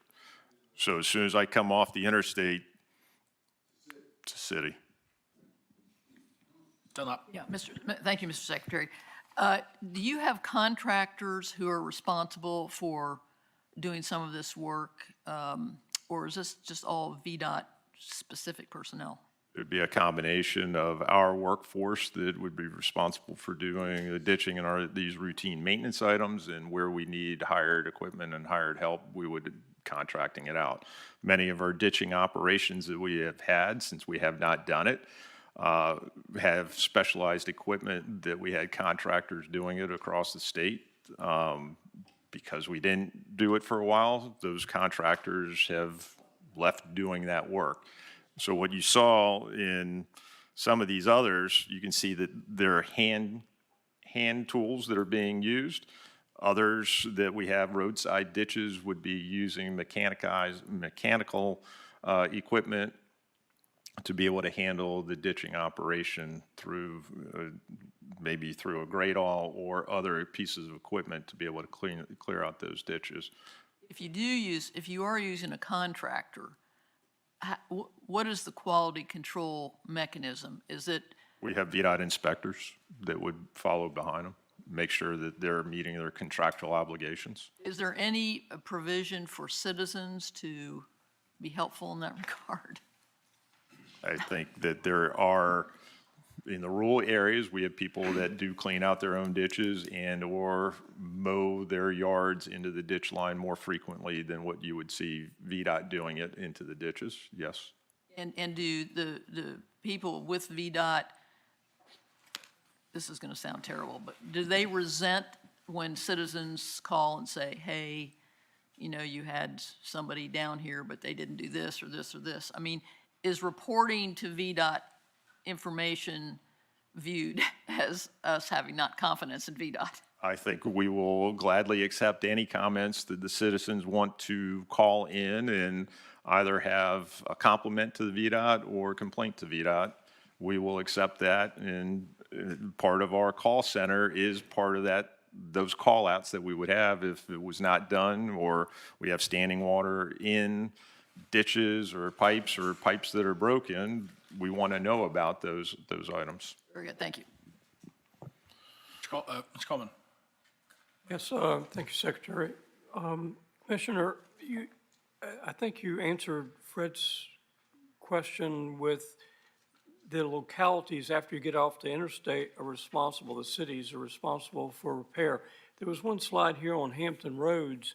That's clearly not an interstate highway, but is that VDOT doing the work there, or is that, and if it is, if the city or county neglects maintenance that impacts the roadway and deteriorates it, how does that work out? Let me just say, City of Virginia Beach and their ditches are their responsibility to be able to maintain. The rural areas of Hampton Roads, outside of the cities, in the county locations, still is VDOT's responsibility. This would be a VDOT crew or a contractor hired by VDOT to be able to perform this activity that you see here to be able to improve the ditches. And if it was VDOT crew, that would be our people be able to reestablish that ditch line and improve it. So it's our responsibility, it's our roadway, it's our right-of-way. But the rural roads are also part of VDOT's. In the county system, yes, not in the incorporated cities. All the incorporated cities that have roads. Commissioner, Mr. Coleman, Mr. Sant, so just generically, as we think about like the maintenance responsibilities across the Commonwealth, remember, we're unique in having independent cities, but independent cities and then towns of a certain size are responsible for the maintenance of the road. Hampton Roads is unique in that you have cities due to the city and county consolidation back in the 60s and 70s where you have like an urbanized part and a rural part. But from a governance standpoint and a division of responsibility standpoint, whether you're in Pungo or whether you're at the oceanfront or town center, you are within the city of Virginia Beach. And that kind of structure of being within the city means once you're off the interstate, it is the responsibility of that municipality. When you go into Isle of Wight, everything is VDOT. If you're in York County, everything is VDOT. If you're, I forget, Sussex, Surrey, et cetera, those are all VDOT. If you're Newport News, again, that's almost all urban, that's all Newport News. But, you know, Chesapeake, you know, my in-laws used to live in a rather rural part, I'll call it, of Chesapeake, which is ironic because we're talking about within the city of Chesapeake. But those, again, are fully the responsibility of the city of Chesapeake. And so it's really that municipal versus kind of county structure that determines the maintenance responsibilities, and that dates back to a long, long, long time ago, I think 1932, when the whole Bird Highway system was created. Yes. Mr. Secretary, Dr. Schmidt? Do the local governments that have these maintenance responsibilities receive any funding from the Commonwealth to help do them? Absolutely. So in our maintenance budget, or the numbers we saw earlier, it's give or take, Kim, 2.7 billion. She's saying close enough. Of that, something around 500 million, give or take, it's probably actually 600 million. 600 million, just round it, 300 million, or 3 billion, 600 million Yeah. go to the localities. And that money goes to both cities and towns that maintain their roads, but also Henrico and Arlington, which are not a part of the secondary system. So those are the two counties that actually maintain their roads. And so in code, there is a maintenance payment structure, depending on whether it's a local road or in a collector, or whether it's an arterial road. And based on the number of moving lane miles that a jurisdiction have, they get a certain payment from the state. That payment is linked in terms of growth over time to the growth in what VDOT spends on its pavements. And so there's kind of, again, that proportional concept there. So, Mr. Secretary, I might add, the next presentation following this presentation just so happens to be urban city street maintenance payments. Yes.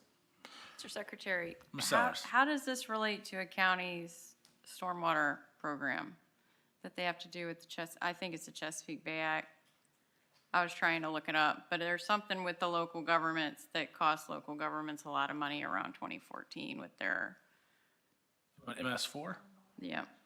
I'll let the commissioner answer that, as he's more qualified than I am.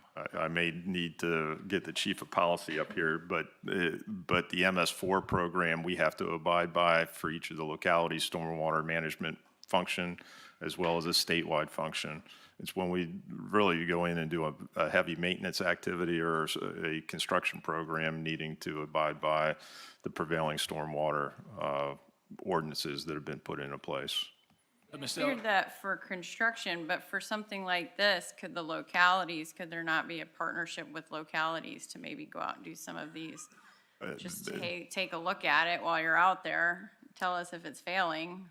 These would be our facilities that we're responsible for, that we're going to replace in kind. Ms. Sellers, so we also have MS4 requirements that fall upon the department, and so in terms of our impervious surface, these are not things that the counties are ever looking at in terms of how they comply with MS4. This is all about our facilities here, and so the counties aren't involved in these, even when they're dealing with their own stormwater requirements, because those stormwater requirements are applying to their facilities. Right, and where's DEQ get involved in this?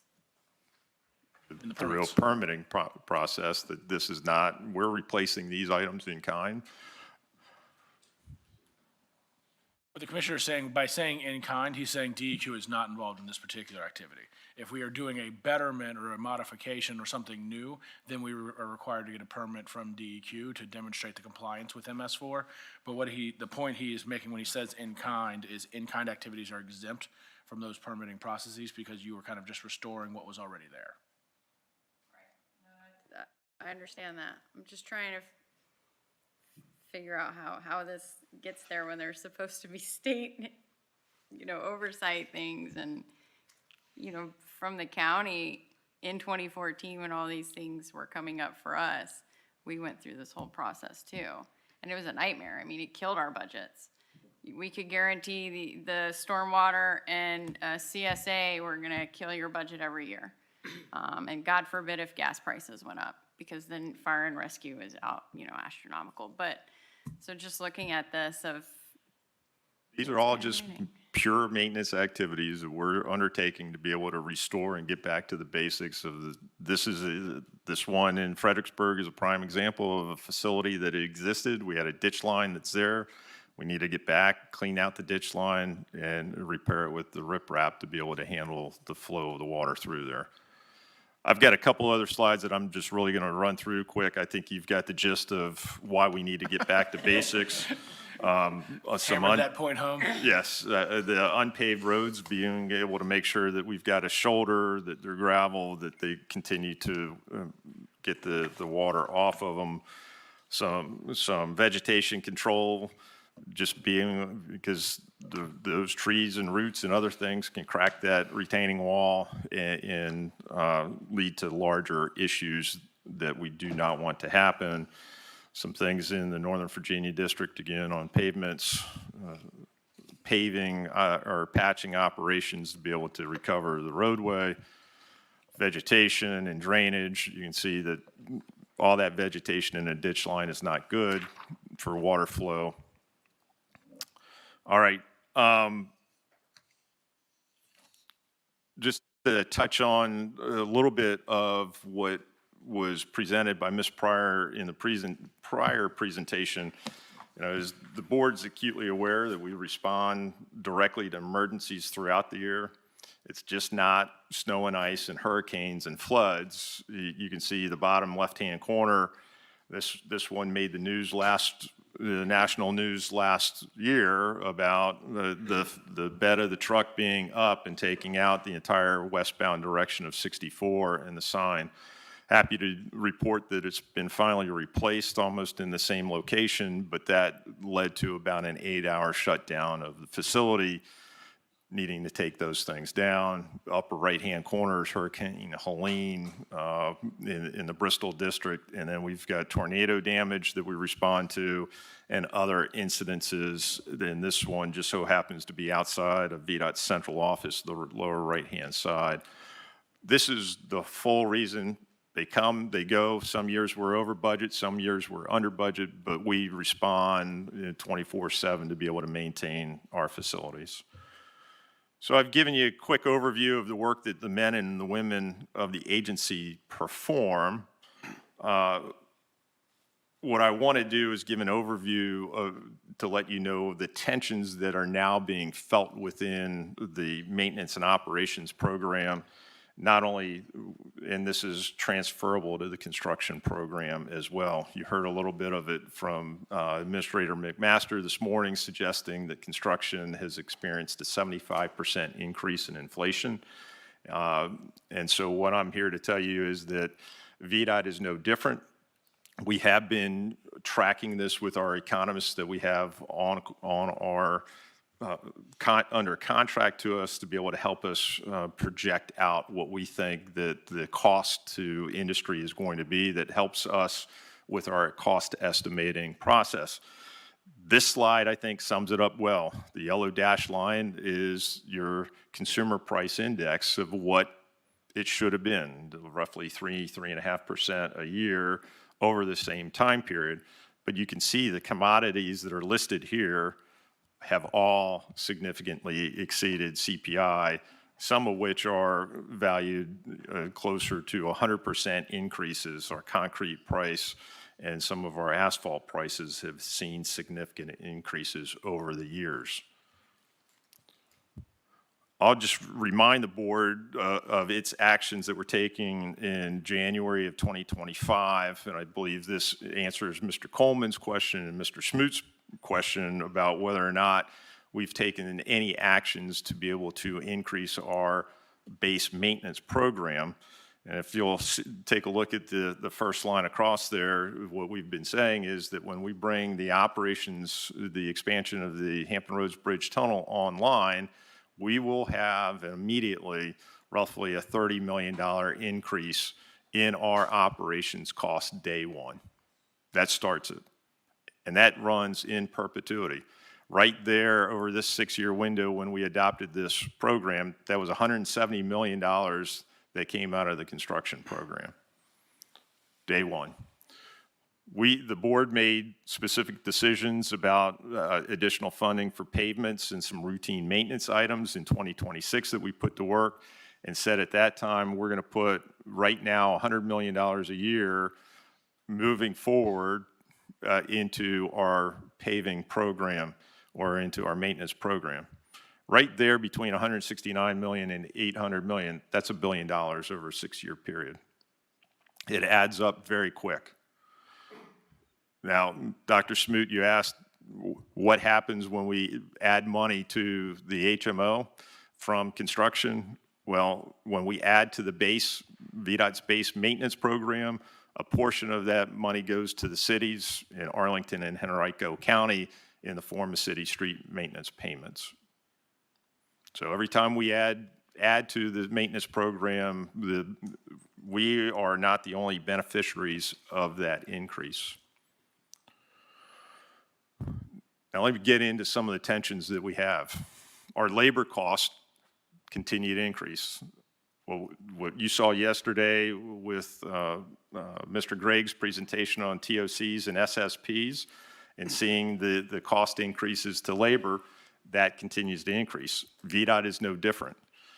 However, every time the General Assembly gives a raise, there is no, since we're a non-general fund agency, we have to find the revenue sources to be able to pay those raises. You can see off to the right-hand side, since 2020, cumulatively, we will be paying out $121 million more in salary increases that were not projected for or accounted for or increased through our revenues to be able to offset that. So that's $121 million more a year. The lower left-hand side shows what has happened to our rest area contracts over the last similar time period. You can see, and I'll just cut to the chase, from 2018 to 2026, you have almost doubled the price of our contracts to be able to service our rest area facilities. Some recent bid tabulations for our bridge and pavements. You can see across the board, commodity prices are up for certain line items. These are actual average bid prices through our bid tabs that we get through our construction division. Anywhere, you can see some epoxy overlays, 249% in bridge. Our stone matrix asphalt on the right-hand side, 98% increase per ton. Equipment costs, another item that we don't expect to hear about, but equipment is very important to the agency to be able to plow snow and handle our vegetation control, ditching operations, and routine maintenance activities. Single axle dump truck or tandem axle. This only highlights that we've seen about a 34% increase in our equipment costs over the years. That means, in general, we're buying one or 2/3 of a vehicle or 1/3 less vehicles. Our fleet, when we're not buying the same amount, is going to continue to age, and it's going to continue to have more routine maintenance activities that are going to be associated with it, which also means our resale value at the end of its useful life is going to be less. A couple of highlights, the dump trucks that we're experiencing, 34% increase. Our pickup trucks are standard for our work activities, 33% increase. Motor graders, 22% increase. Front end loaders, 36% increase. And when you look at it, we're buying, as I said, 70% of a dump truck that we weren't before. Continue to add to it. Operational costs, Mr. Gregg again showed this very slide. We're suggesting, at least what we know right now, 65 to 75 million is our projected cost, and we're sitting at about 57 million today. We will be back in June or July with our discussion on what we're doing with our integrated solutions for traffic operations. This is our next gen for our advanced traffic management system, as I spoke about. That too, I would anticipate a cost increase as well. Now, some of the assets that we have not been funding through our maintenance program, and I'm going to say this, that these are the assets that we wait for them to break. We have not been, I said this before, we've deferred our maintenance of sound walls. We've deferred our maintenance activities on commuter park and ride lots, our right-of-way fences, and others. Now, we have had one-time infusions or a couple one-time infusions with this board that have been looking at our sound wall programs. I'm happy to say that we have about 5% of our inventory still yet to do, which is a significant improvement over where we were several years ago with actually crumbling sound walls right here in the Northern Virginia district. We have improved a number of park and ride lots. some of which have not been touched in probably 30, 35 years. We're now getting to those. We still have 64 lots to address out of this. Ferries, just as a reminder, we do have a sizable ferry system at Jamestown, Scotland, that links Jamestown with Surrey County. What you see here was that we replaced a ferry, a 1936 ferry that was named Virginia in 2019, and replaced it with the Powhatan. The Powhatan cost $22 million in 2019. To replace that exact same ferry today would be 75 to 85 million. That price continues to increase every single day. So we are actively pursuing federal grants on this to be able to help offset the cost, but we're going to be in a position that we're going to need to be replacing the Surrey and then the Williamsburg at some point in time. It took us 83 years to replace the Virginia. And here's some statistics about when we christened that ferry in 1936, the Hindenburg completed its first maiden voyage. Think about that. Gone with the Wind novel was released. Yes, that is what was in service until 2019, and it was only carrying 25 vehicles across the river. My main point in this is we have useful life of our facilities. We will have to replace them at some point in time. We're coming due probably on the Surrey to be able to increase its carrying capacity, to be able to get more vehicles and be more fuel efficient per vehicle. But just let's recognize it's 300% higher in cost today. We talked a little bit about trails over the last several days. We're tracking about 1,500 miles of existing trails out there. And we've got more than almost 3,000 more planned. It takes specialized equipment. This is not your tandem dump trucks that we're going to be putting on a trail. This is your small gators, Kubota tractors, smaller motor graders, as you can see in one of these pictures, to be able to grade out the facility. This is buying different types of equipment if we're going to maintain them, and this is going to be part of our asset that's needed. Are we tracking this in any of the assets that we have? You haven't seen any performance measures to date, so this is one of those assets that it's relatively new to us, but we have bridges and other things that are going to come due at some point in time as we continue to add this. Now, what you saw from Ms. Pryor's presentation, we work within a fiscally constrained budget on an annual basis for our maintenance program. $3 billion, $600 million goes to localities. In essence, it's $2.4 billion. Divide that by 9 districts, the 170 area headquarters, you flow it down.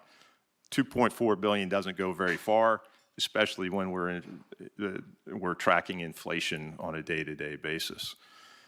The key point in all of this is that as we start talking about and baselining and setting performance targets, we need to be mindful that our assets are all interdependent, that if I'm going to do something, it has a net positive or a net negative effect on our pavements, what we do with our ditching operations and our pavings, or our pipe activities.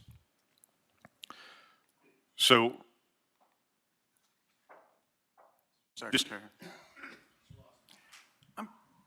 Years ago, and this is a great reminder presentation. I remember years ago when we had some of these committee meetings before our board meetings, Mr. Kasperwitz brought up a couple things. One is, do we have an inventory, or we were working on an inventory of ground that we have, and we were looking at the cost to mow it and so on, and do we have any excess ground that we may be able to offload to get rid of expenses, number one, and maybe generate some revenue? And I've participated in a couple of processes where we've actually tried to acquire, the private sector's tried to acquire stormwater management facilities and so on to incorporate them into their development. And it's a tough process.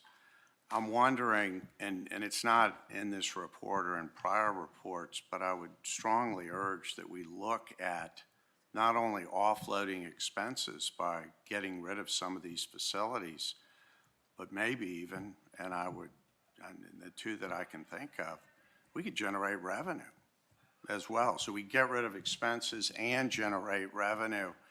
And honestly, I can't remember. It was a few years ago because Mr. Kasprowitz was on the board. I don't know if we ever got that inventory of ground that we had, but we've been led to believe it was sizable. We are and the one of- parking rides, I can think of a couple of there as well where the private sector would love to take those off your hands, still provide for the parking spaces at their expense. To me, that's a win-win. Now, maybe they're just smaller offshoot projects, but $1 million here and $1 million there and saving expenses, it may work out. We're happy to entertain that, but I will also say, to your point, we are a very large, if not the largest landowner in the Commonwealth. Part of this is the Office of Sustainability. We're going to revitalize what we're looking at, our land management practices, to be able to make sure that we're making the best decision on its use, whether it be through the planning of pollinators or other stormwater management ponds to be able to meet regulation needs for or generating wetlands. That all needs to be taken a look at. I will say that we're also working through our right-of-way division to release ourselves of residue parcels that are no longer needed and revert that back either to the property owner or the locality to be able to put that back into a taxable base for those public. That's all work underway and will continue to be underway. It's not going to be a simple overnight effort, but those efforts are underway. What I'm suggesting and maybe offering is get a report on that or an update, and maybe that's one of those committees that we used to have, because we could help with that. This board could help with that. Yeah, I think we're going to, well, I'll let the commissioner finish the slide and then I'll address your point there. Go ahead, Commissioner. So, Mr. Secretary, members of the board, I want to bring us back in. Some of today's conversation somewhat deviated that where our work is from this point forward. So I've given you the overview of how we have gotten to where we are and why you see the performance metrics that we're providing to you on an annual basis. We're going to take another look at how we arrived at our performance targets. Are they still appropriate? Do we need new performance targets now that we have 6 years of operational experience with it? And then likely, what is the cost that's going to be associated with the performance metrics at those points? So everything that I've just shown you is the tensions that are feeling. So if we've got a 75% increase in the cost of doing business, all of that, is it still $3 billion to be able to maintain what we have over a period of time? Or do we need to reduce our performance targets to be able to maintain $3 billion over this period of time? Or should we be increasing our performance targets or maintaining our performance targets? And what cost does that have? So my intention is to come back to the board in July for both pavement and bridges. I had hoped to come back to you in June with bridges. I thought that would be a little bit easier. It's proving out not to be because of the number of permutations that we are asking of ourselves of, is that the right performance target? You will see the permutations that we're doing, but there's also a cost associated with each of those performance targets, especially looking over a 50-year period for bridges. So July, you'll see us back. We're going to take a hiatus in June so that we can get those numbers right for you. Probably a much longer conversation in the July timeframe for 2 presentations on this matter, recognizing we won't have a presentation in August. My goal is really to give you information in October to come back potentially in December and set what those targets need to be and what the bottom line will be over that period of time, being mindful that if we're looking at things over a 6-year period, what is that impact then leading into Smart Scale Round 7? So all of this is going to lead up to that future point. So, Mr. Secretary. Yes, thank you, Commissioner. And so again, what the Commissioner is saying is we have a whole host of trade-off discussions that we're going to have as a board. You saw the chart there that showed the growth in the commodity prices for a number of things that we have. You saw the CPI line.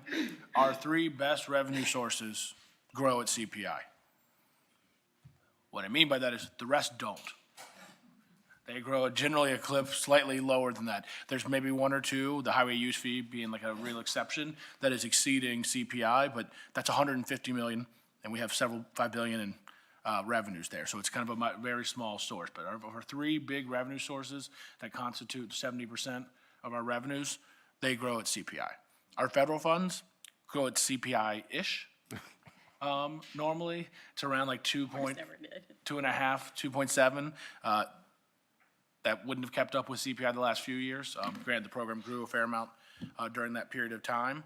And so what the commissioner's team are looking at is, what's it going to cost to stay where we are? Let's be clear, that's going to cost more. Where will we be if we keep funding where we are? And let's be clear, that's going to be lower performance. And then we get to discuss what are all the permutations between that. Well, obviously, we're not going to try not to, I should say, overload you with the variations there, but these are some of the things that we have to deal with. And then there's going to be what are variables that we could introduce and what are some different things that we could look at that might change some of these dynamics. So for example, is there CapEx we can do to lower OpEx? So can we do something with wildflowers to potentially reduce mowing cost on our interstate right-of-ways? Can we look at, to your point, Mr. Lawson, the land that we own and see if there's portions that we don't need or portions that others could also use that could reduce our maintenance liabilities? Those are all the types of discussions we have to have. But the first one we have to have is, what's it going to cost to stay where we are? And what's it going to cost in terms of performance to spend what we're currently spending? And that, to me, creates kind of the bookends of that discussion, as then we get to debate where we want to try and land between those 2 places. Because as a board, we have to do this within the resources that we have. And so we either accept significant impacts of the construction program to stay at the level of performance we're at, or we accept lower performance to keep on the maintenance side, to keep the construction program where it's at. And again, we'll clearly articulate and show you guys those things. And then we also say, what are all the creative things we could potentially do so that we can kind of lower cost over the long term? I want to be clear, when I say that thing, that does not mean we're going to come in with this magic silver bullet that's going to say, if we do these 8 things, guess what? Construction stays the same, performance. No, it's going to help us land somewhere slightly better in between those 2 points than otherwise that we would. But this is really, really important, work for us to be doing. And let's be clear, they're going to be really tough discussions and decisions, and there's no right answer. At the end of the day, it's going to be kind of a value judgment on where we want to be and what the implications for that are over time. And so, Mr. Lawson, I think getting to your point, when we start to have those discussions about some of the other creative things, I think we can figure out how do we advance those and where we create kind of roles for folks here where they can add value. Mr. Stanton. Once all this gets done and you got the information and the data you need, it seems to be that whatever decision this board comes up with, this presentation is really a presentation that's got to go to the General Assembly, because it all comes down to money. So, I don't know what we can do. We can sit here and say, we've got all this data, these are all our needs, this is what we're faced with, but somebody's got to talk to the General Assembly, because that's where it's all going to happen. Well, Mr. Stanton, there is one decision we're going to have to make, which is, do we want to have the same level of maintenance performance and a smaller construction program, or the same size construction program and lower maintenance? And then I suspect the General Assembly is going to have questions for us without regard to which way we go on that, because there's going to be different preferences between those 140 folks, and we'll see how they react to the decisions that we make. And I do expect that as we make those decisions, we'll get calls, and eventually we will be called before committees to talk about that. And again, that's part of our job here, right? They've entrusted us with these funds. They've given this body the ability to make these types of decisions, and with that comes the responsibility of when we make them, we have to go tell them why we did it. And obviously there will be times where they may disagree with what we've done or they like what we've done, but we will always go there to answer their questions. And Mr. Secretary, I'd say that part of this analysis is looking at, if we're going to live within our means, this is what what the implications are. That's what the effect is going to be. Correct. But, Mr. Secretary, I think Dr. all Smith, of us. One second, Ms. Sellers has been trying to jump in for several minutes. Ms. Sellers. and then Jump Dr. in. Smith. Well, so we review all these construction projects, and let's take Smart Scale, because it's the one everybody knows about. And in there, it's supposed to be what is the best deal for the Commonwealth, the best use of the money, but nowhere in this do we ever hear about the long-term maintenance costs of any of these programs and the cost to the taxpayers, again, in the long run. And have we ever thought about looking at adding that as a criteria to some of these construction projects over the long term, so that we can begin to show how much this is increasing the maintenance bill? And it's no different than like you open a new school, okay, now you have to do this, and we kind of see it here, but what is this gonna cost over the long term? And add that in there and say, hey, we have to think about that too. I don't know if that's ever been discussed, but. It has come up before in discussions of Smart Scale. I don't think the level of discussion that I suspect you're referencing has taken place there. I think there's a whole host of questions we'd have to answer as we think about that. So is it cost to any taxpayer, or is it cost to state taxpayers? Well, so I think the first thing would be, is there a way that we can say this is, when we introduce a new asset, this is what it costs to maintain it over the lifetime? And as it starts to degrade, this is what happens, you know? And so and it looks like you have that ability maybe in a general sense, but can we do that? Yeah, in a budget way, yeah. So businesses do it every day, other things do it. And again, it looks like all the pieces are here. It's just, instead of doing it after the fact, you start in the beginning and say, here you go, okay, here's the age of all of the things that are in this area, so we know these are coming. But it's planning for the long term, so that we're not looking back and saying, how are we doing this? It is certainly a discussion we can have as we update, review and update Smart Scale for the next round. I want to state as clear as I can, I think it's probably too late Right. for round 7. But I think it's certainly, as we do the review of round 7, a topic we can add to the list of things that we want to talk about. I just want to flag for you guys the whole host of nuances that will then bring in, and this is not a rhetorical question, what taxpayers? Well, I think it depends. I mean, once we know what it costs, then you can have a discussion of where do you fund it from? Do local governments So just come remember, in Smart Do- Scale today, we only consider the capital cost to the state. So do we only consider the maintenance cost to the state? And let's get back to like the Hampton Roads discussion then. Then you have, just for example, Fairfax County, that would be a state maintenance responsibility, whereas an improvement in Virginia Beach would be a Virginia Beach city maintenance responsibility. And so are we gonna make determinations for the city of Virginia Beach with regard to like their maintenance costs longer term if they're doing something off the interstate? Or are we just gonna say that's not a cost to us, so we don't care about it, which is then gonna make maintenance costs in certain parts of the state be considered as we score, while in cities, it's not considered because it's not a liability of the state. I'm not saying these can't all be solved, I'm just saying there's nuances once we start to get into it. I think once you put the numbers down and you have those conversations, then you can start to say, okay, how do you do this in a equitable fashion? But right now, it's not even a consideration. And since I've been here, you just see the numbers go up and go up and go up. And eventually there's not gonna be enough construction money to support anything. All we're gonna be doing is fixing things as they break, and then And look, the state had hit that point for a while back in the Great Recession, where we had effectively were doing very, very little, if any, enhancement to the system. We were basically doing maintenance and operations and then capital replacement. Due to actions of the assembly that gave this board additional revenues and the creation of the regional authorities, we've kind of moved out of that realm. But to your point, absent a change, we may in the future get back there. I think the question is just when. And so I think we can certainly have that discussion when we talk about Smart Scale in the future. I've also seen several hands go up, so I'm going to say them in the order in which I've seen them, and I apologize if you put them up in a different order. But I saw Dr. Smoot, Ms. Dunlop, and then Mr. Lawson, and then Mr. Mitchell. Mr. Secretary, I think we need to heed the advice that Mr. Stant just gave us and lift this matter up to the legislature. Hope the administration will do the same. I think we, as members of this board, have to be advocates for this need for funding. And, you know, sometimes the strategy is to, well, go ahead and make your cuts and let the stuff hit the fan, and then, you know, deal with the issue publicly. And I don't think that's where we should be.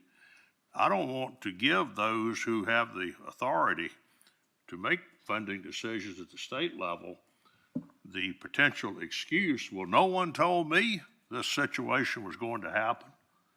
Well, we would have done something about it. Well, that's an easy thing to say. It's harder to do it.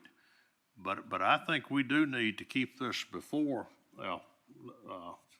leaders, particularly the legislative branch, because this is, I think, going to reveal serious implications for what we provide to the citizens of the Commonwealth with regard to transportation, not just highways, but all forms of transportation.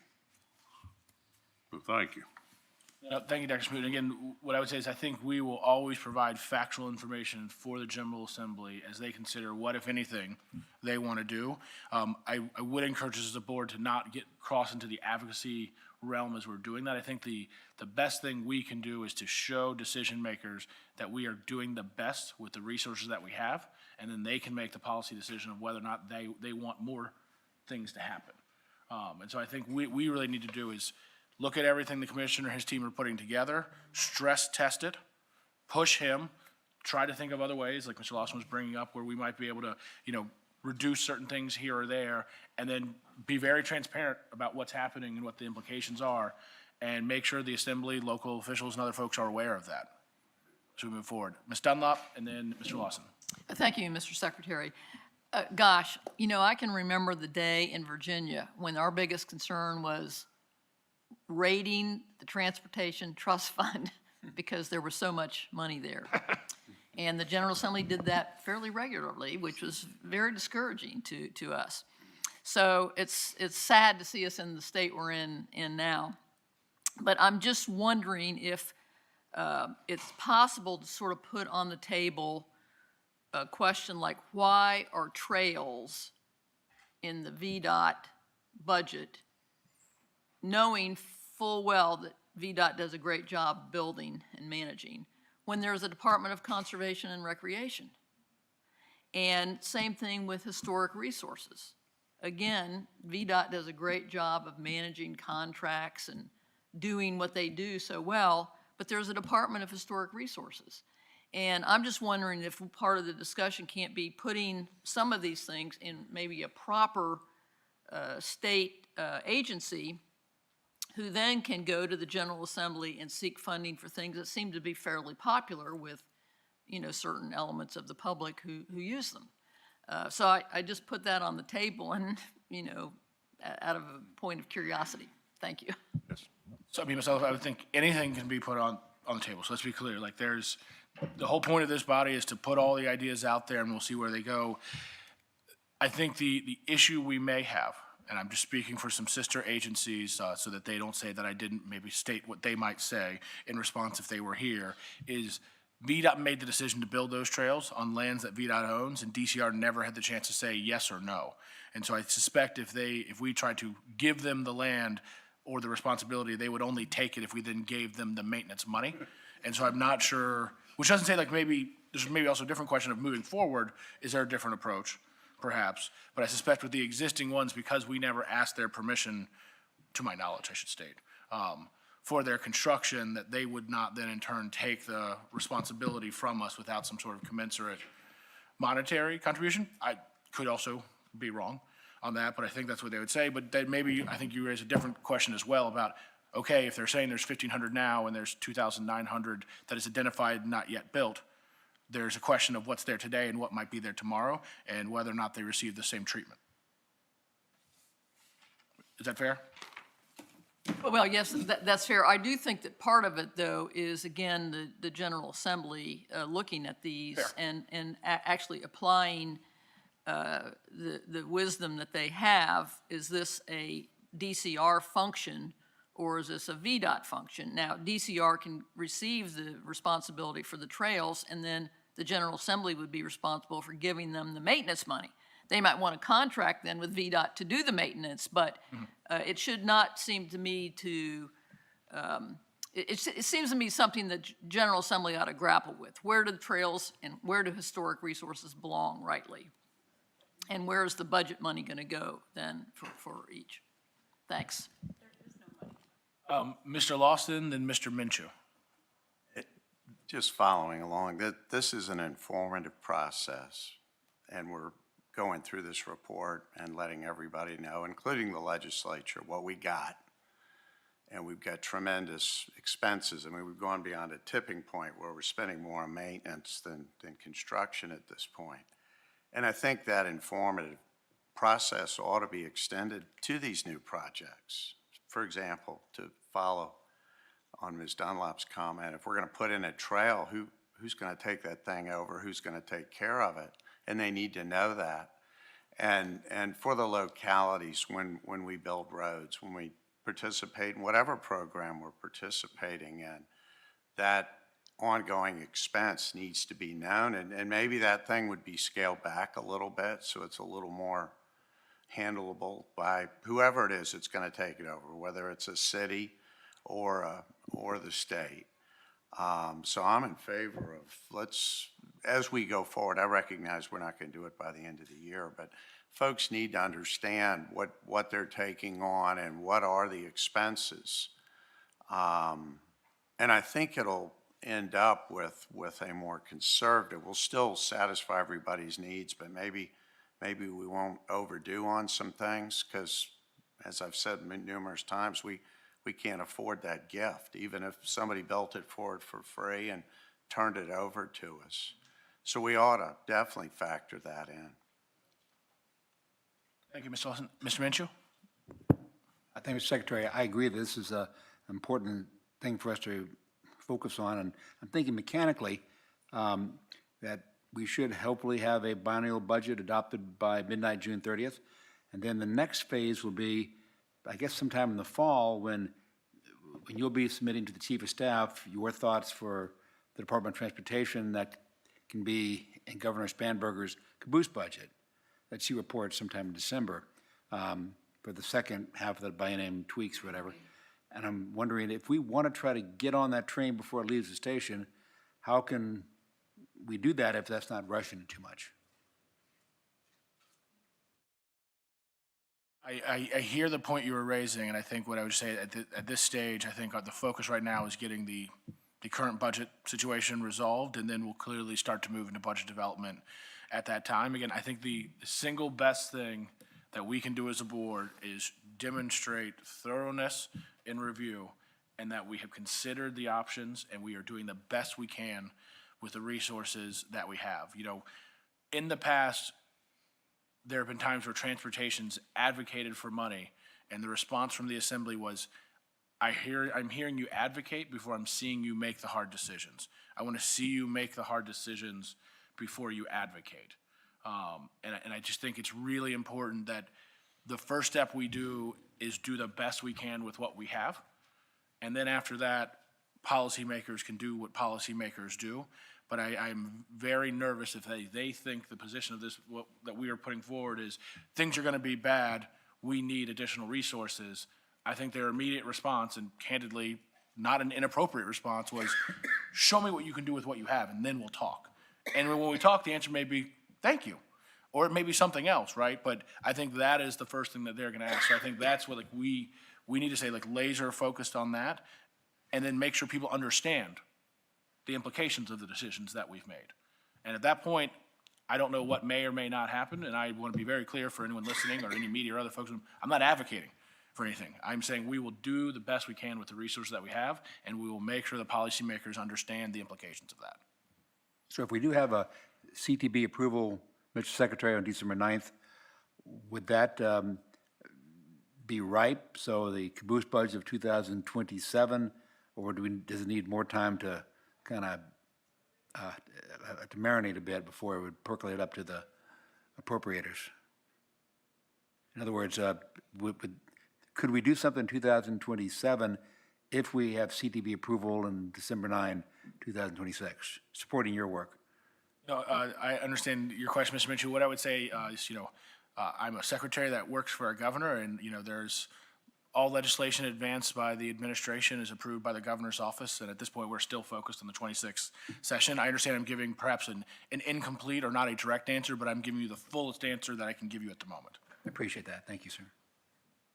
Any other questions for the commissioner before he retires? Back to his seat? Sorry. That sounded bad the way I stopped. Did not. I meant comes He's back not allowed to here. retire. No. Please? No, sir. Mr. Coleman, that really was a slip of the tongue. I meant here. Retires from the podium is what I was actually intending to say. Mr. Secretary, you had my hopes up. Mr. Coleman, sorry. Commissioner, to my understanding, it's 51% is maintenance right now out of the total. Do you have any projections of what it was going to look like because of the road miles we're adding 5 or 10 years from now? Not right now. I think as the secretary has said, and I've said, we need to go back through this re-baseline. That will give the stress test, the information and the data that's going to be needed to be able to carry forward if we live within our means, what it would take to be able to maintain performance over a period of time. So I think a little bit of this conversation, maybe I'm going to take liberty with the podium, but say that it's a little bit premature by at least 2 months to have this conversation to presuppose what the outcome is. Let's get some facts in front of us, and then we can have a more fulsome conversation. Well, thank you, Commissioner, and may you retire from the podium back to your seat. I will rejoin you in a moment. Thanks. All right, folks, now we have Ms. Deem coming up, talking about urban maintenance payments. And again, this is just kind of a quick presentation, walking through some updates to those rates. Great. Thank you, Mr. Secretary, members of the board. This is an annual presentation just to let you know what our recommendations are for the urban city street payments, as we term them. And Terry Short sends his regards this afternoon. All right, so I'll just jump right in. This slide is the one that provides the high-level overview of the program and its eligibility requirements. The 85 urban jurisdictions around the state receive maintenance payments for those roads that are eligible, that meet the criteria established in the code. Maintenance payments are provided to all cities regardless of population and to towns with populations over 3,500, as well as there's some specific towns designated in the code that also participate in this program. These localities annually submit additions and deletions to their system to VDOT, and that also is part of this board's action annually. You approve the inventory changes along with the recommended payment amounts. So the code requires that the department provide the annual rates to this board. We do use the base rate of growth for the department's highway maintenance and operations program, which you just heard about. So whatever we're enjoying in terms of a growth rate, we apply to the local jurisdictions in this program. So payments are calculated based on moving lane miles during peak travel times and distributed quarterly. For the urban localities, that is divided into two categories based on roadway functional classification, principal and minor arterials, and collector roads and local streets. And lastly, I'll note that VDOT does do annual inspections of arterial routes that are maintained by localities to ensure that they remain in good condition. And then also as part of this program are the two counties of Arlington and Henrico, as they maintain their own local roads or non-primary streets, so they receive maintenance payments similar to cities and towns. Their payments are made quarterly, but unlike cities and towns, their rates are not based on functional classification, just on their total mileage. The board does not approve changes to their inventory, nor does VDOT provide annual inspections of their arterials. So a little different. In addition to maintenance payments, there are other distributions that are made under the umbrella of this program. Beginning in 2012, DMV overweight permit fees are distributed equally per lane mile to localities that participate in the program. We also set aside, this board has set aside $1 million to the city of Chesapeake to offset the high cost of maintaining their 3 movable structures. Chesapeake is the only locality in Virginia responsible for maintaining that type of structure, which costs significantly more to maintain. And then there is also, as dictated by code, a distribution of $1 million to localities who have tax-exempt real estate that the Virginia Port Authority occupies. So payments are allocated proportionally based on cargo throughput within these jurisdictions. Localities receiving the payments as listed here are Warren County and the cities of Norfolk, Portsmouth, and Newport News. Mr. Davis?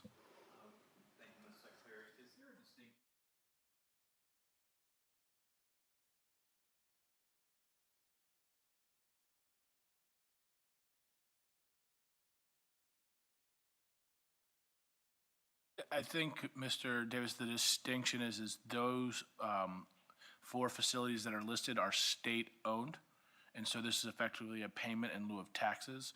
The city port is owned by the city, and so the distinction there is that because the state owns it, and otherwise if a private industry owned it, they'd be paying taxes to the local jurisdiction. Now, one might, looking at the situation, might say, well, the state sure does have a 40-year lease on the city port in Richmond, and that's a factual statement. I think the distinction the legislature made when it created this payment in lieu of taxes was about the state ownership and that impact on taxable property.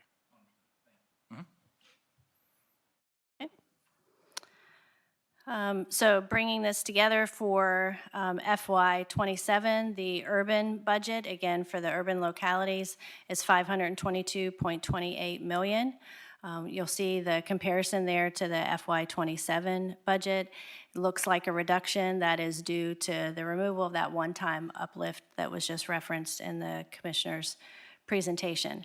So taking into account the inventory changes in that total budget, we land on the payment rates per mile for the 2 classifications of roadways that you see listed there. In addition, as we calculate the overweight permit fee distribution to the urban jurisdictions, that's an additional $5.91 per lane mile for those jurisdictions. We also recommend the continued $1 million to Chesapeake to address their additional maintenance burden for movable bridges, as well as the $1 million distribution, again, based on cargo throughput for those 4 jurisdictions with VPA tax-exempt properties. And so, members, one of the things Ms. Deem, is highlighting for you guys here is you may hear from some of your cities or towns that the maintenance payments are going down year over year. That is a factually accurate statement, but it is based on the one-time increase that took place last year that was larger than the increase this year. And so the change in their maintenance payments is identical on a percentage basis to what exists for VDOT.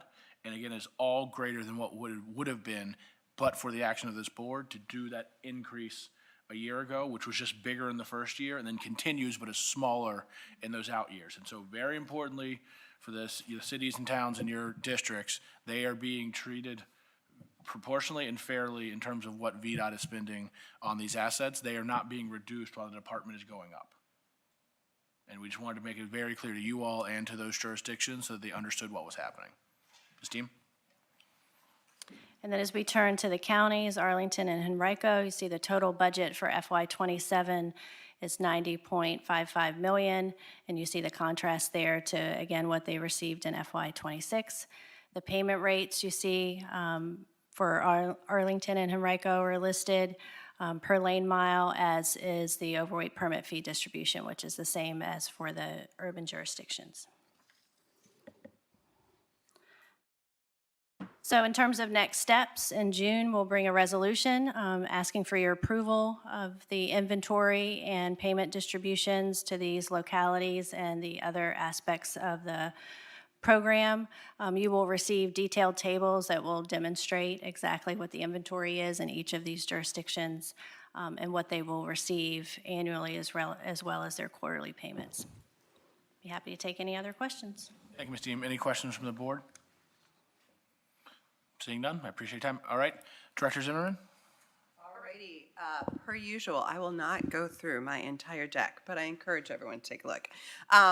Hopefully folks have been feeling the energy of rail and transit during the last 2 days here. So this is certainly a region where a lot is going on. I do want to flag just a few things from the director's report. First off, as I think we heard and we saw some signage here in DC at National Airport and others, it's America's 250, which is pretty exciting. And so DRPT is coordinating closely with the governor's office and Virginia 250, with Amtrak, with VPRA and others. As you heard Randy Clark saying, we hope lots of people are going to come to Virginia to celebrate things over the summer.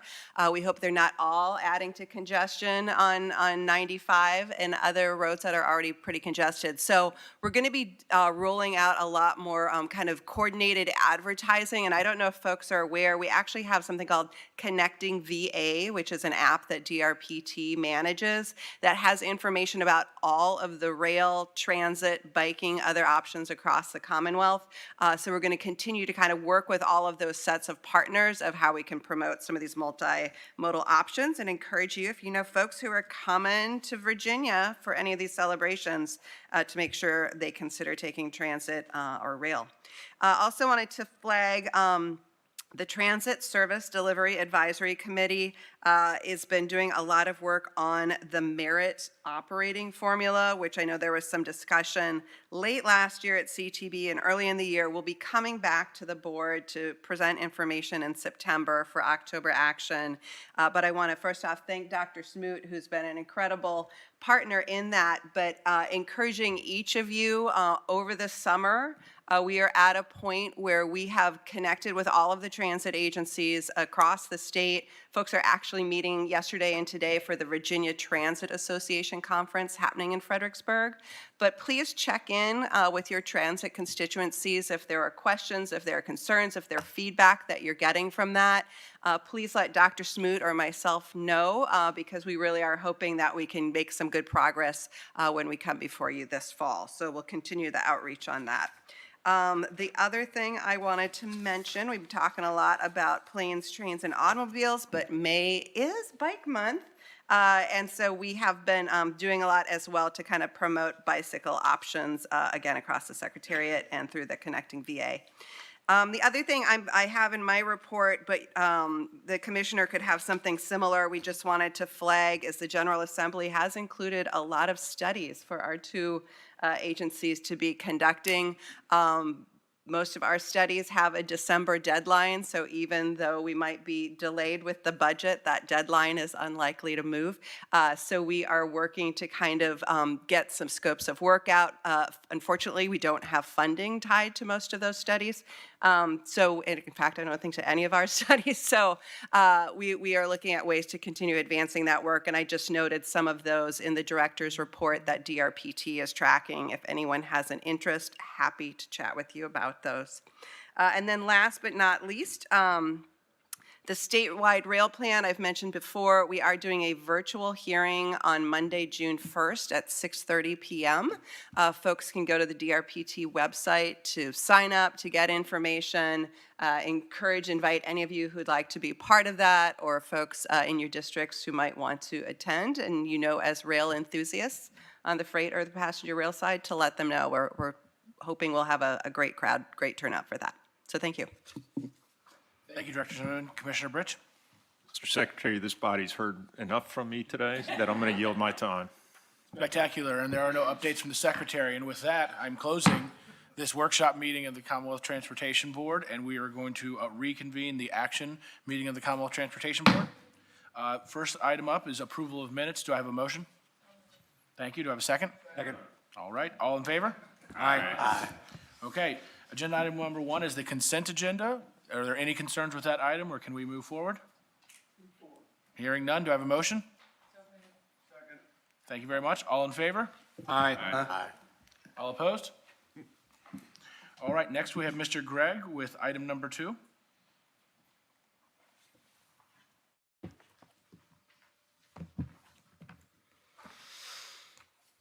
Afternoon. I do have two items to bring before you today, two namings. First one is the Colonel Sam Nelson Drew Memorial Highway. Commemorative naming at the request of Louisa County of the overlapping sections of State Route 208 and 22 Davis Highway from the intersection of Route 23 Chopping Road to the intersection of Route 645 Poplar Avenue in Louisa County as a Colonel Samuel Nelson Drew Memorial Highway. The Louisa County Board of Supervisors enacted a resolution on December the 1st, 2025 to honor and memorialize the life and service to his community in the county of Samuel Nelson Drew. According to that resolution, Colonel Drew was raised and graduated in Louisa County and served as a distinguished military officer, respected teacher, renowned strategic thinker, whose contributions had lasting impact on the U.S. diplomatic efforts, particularly in the Balkan Islands. Colonel Nelson Drew passed away while in service to his country, and his life exemplified leadership, honor, devotion, earning recognition through numerous articles and commendations. He left an enduring legacy of integrity and dedication that continues to reflect positively on Louisa County. VDOT recommends your approval. And just a quick clarification, this is agenda item number 3. Oh, sorry. It's no worries. We'll go to 2 after that. Do we have a motion? So moved. All those in, second? All those in favor, please stand. Go. All right, next agenda item 2. Thank you, sir. This is a bridge naming, Ford Quinlan Memorial Bridge, commemorative naming at the request of Scott County of the bridge on U.S. Business Route 23, Kane Street, over Little Moccasin Creek, and the Norfolk Southern Railroad, town of Gate City, as the Ford Quinlan Memorial Bridge. The Scott County Board of Supervisors enacted a resolution on March 4, 2026 to honor the life and service to his community and country of the Honorable Ford Carter Quinlan. Additionally, the Town Council of the Town of Gate City passed a resolution supporting this naming on February 10th, 2026. According to the Scott County resolution, Judge Quinlan was born on September 21, 1938, and passed away on January 18, 2026, leaving behind a legacy of public service, integrity, devotion to his family, community, and the Commonwealth.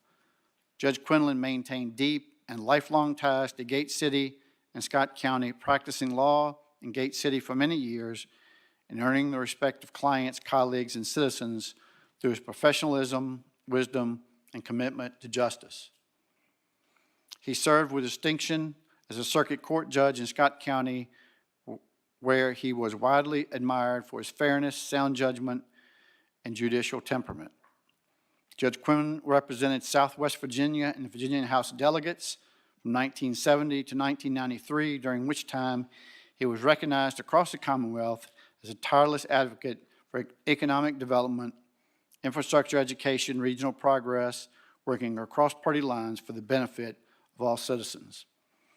He demonstrated a lifelong commitment to public service, patriotism, and personal excellence, having attended Gate City High School, Fork Union Military Academy, and the University of Tennessee, where he earned a Division I football scholarship, and having honorably served as a commissioned officer in the United States Army.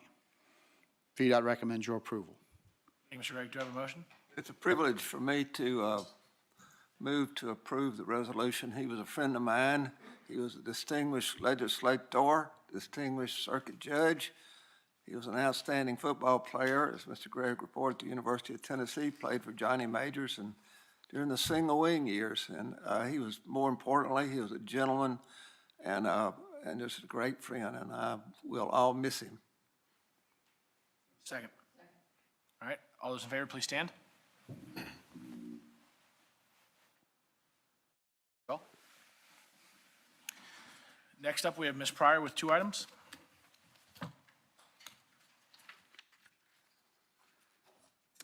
Good afternoon, Mr. Secretary, members of the board. I have 2 agenda items, 2 action items for your consideration. The first is action to approve the monthly transfers. I will point out that in your list of transfers to approve are 3 projects that have district district grant transfers that exceed the threshold. I recommend your approval of all of them. Mr. Chairman, move approval. All those in favor? Aye. All those opposed? Okay.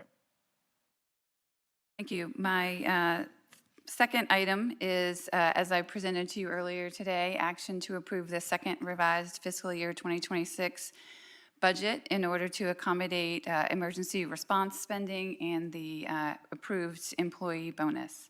I recommend your approval. Questions? Oh, do I have a second?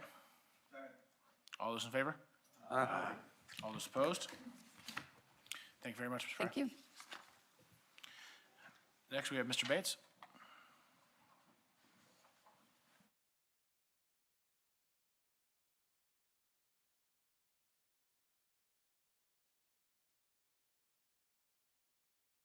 All right, Mr. Secretary, members of the board, I have 4 projects to present today with an approximate value of $40 million. First project, order number A07, is a design bid build project in the Culpeper District. This is a roundabout and intersection improvements project in Fluvanna County.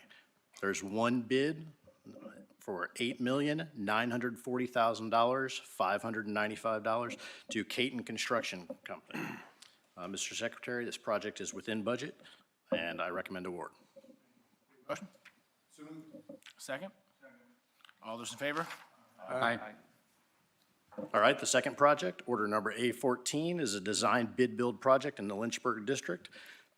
This is a rigid overlay bridge maintenance project for 4 bridges in the Route 29-460 interchange in Campbell County. There are 2 bids. The low bid is $5,669,242 to Gemstone LLC. Mr. Secretary, the project is within range, and I recommend award. Motion? All right, a second? All those in favor? All those opposed? All right, the third project I have, order number N84, a design bid build project in the Bristol District. This is a state of good repair bridge replacement project on Route 58 over Norfolk Southern Railroad in Wise County. This project received 4 bids. The low bid is $17,280,165 from Jones Road and Bridge Incorporated. Mr. Secretary, this project is within range, and I recommend award. Thank you. Do we have a motion? Move approval. All right, a second? Second. All those in favor? Aye. Opposed? All right, the final project, order number A13, is a design bid build project in the Lynchburg District. This is a smart scale project, a roundabout at the intersection of Wards Ferry Road and Central Virginia Community College Campus Drive, in the city of Lynchburg. This project received 2 bids. The low bid was $7,710,250 from Allegheny Construction Company. This project is slightly outside of the range, with both bids coming in within $200,000. Mr. Secretary, after review of the project, the low bid represents a fair market value, and I recommend award. Do we have a motion? All right, do I have a second? Thank you. All those in favor? Aye. Opposed? Thank you, Mr. Bates, and I believe, Mr. Gregg, you have a few items as well?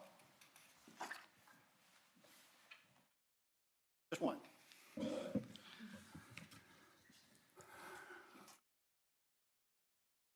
This is a contract from our Administrative Services Division, a little bit different from the ones that you normally see for contracts, for construction. Administrative Services Division puts out requests for proposals, and they go out through the EVA process where contractors and folks bid on it through that process. This is a statewide operations maintenance. This is a supplemental staffing contract, and you can see the different things that it's used for there. This contract is awarded, initially doesn't really have a dollar value to it because it's on call. Folks use it as they need it, and you'll see later we have given you some estimates on how we will use that project. As you can see, this is RFP number 159468. We received 2 responsive and responsible offers. This one advertisement will end up with 5 different contract awards.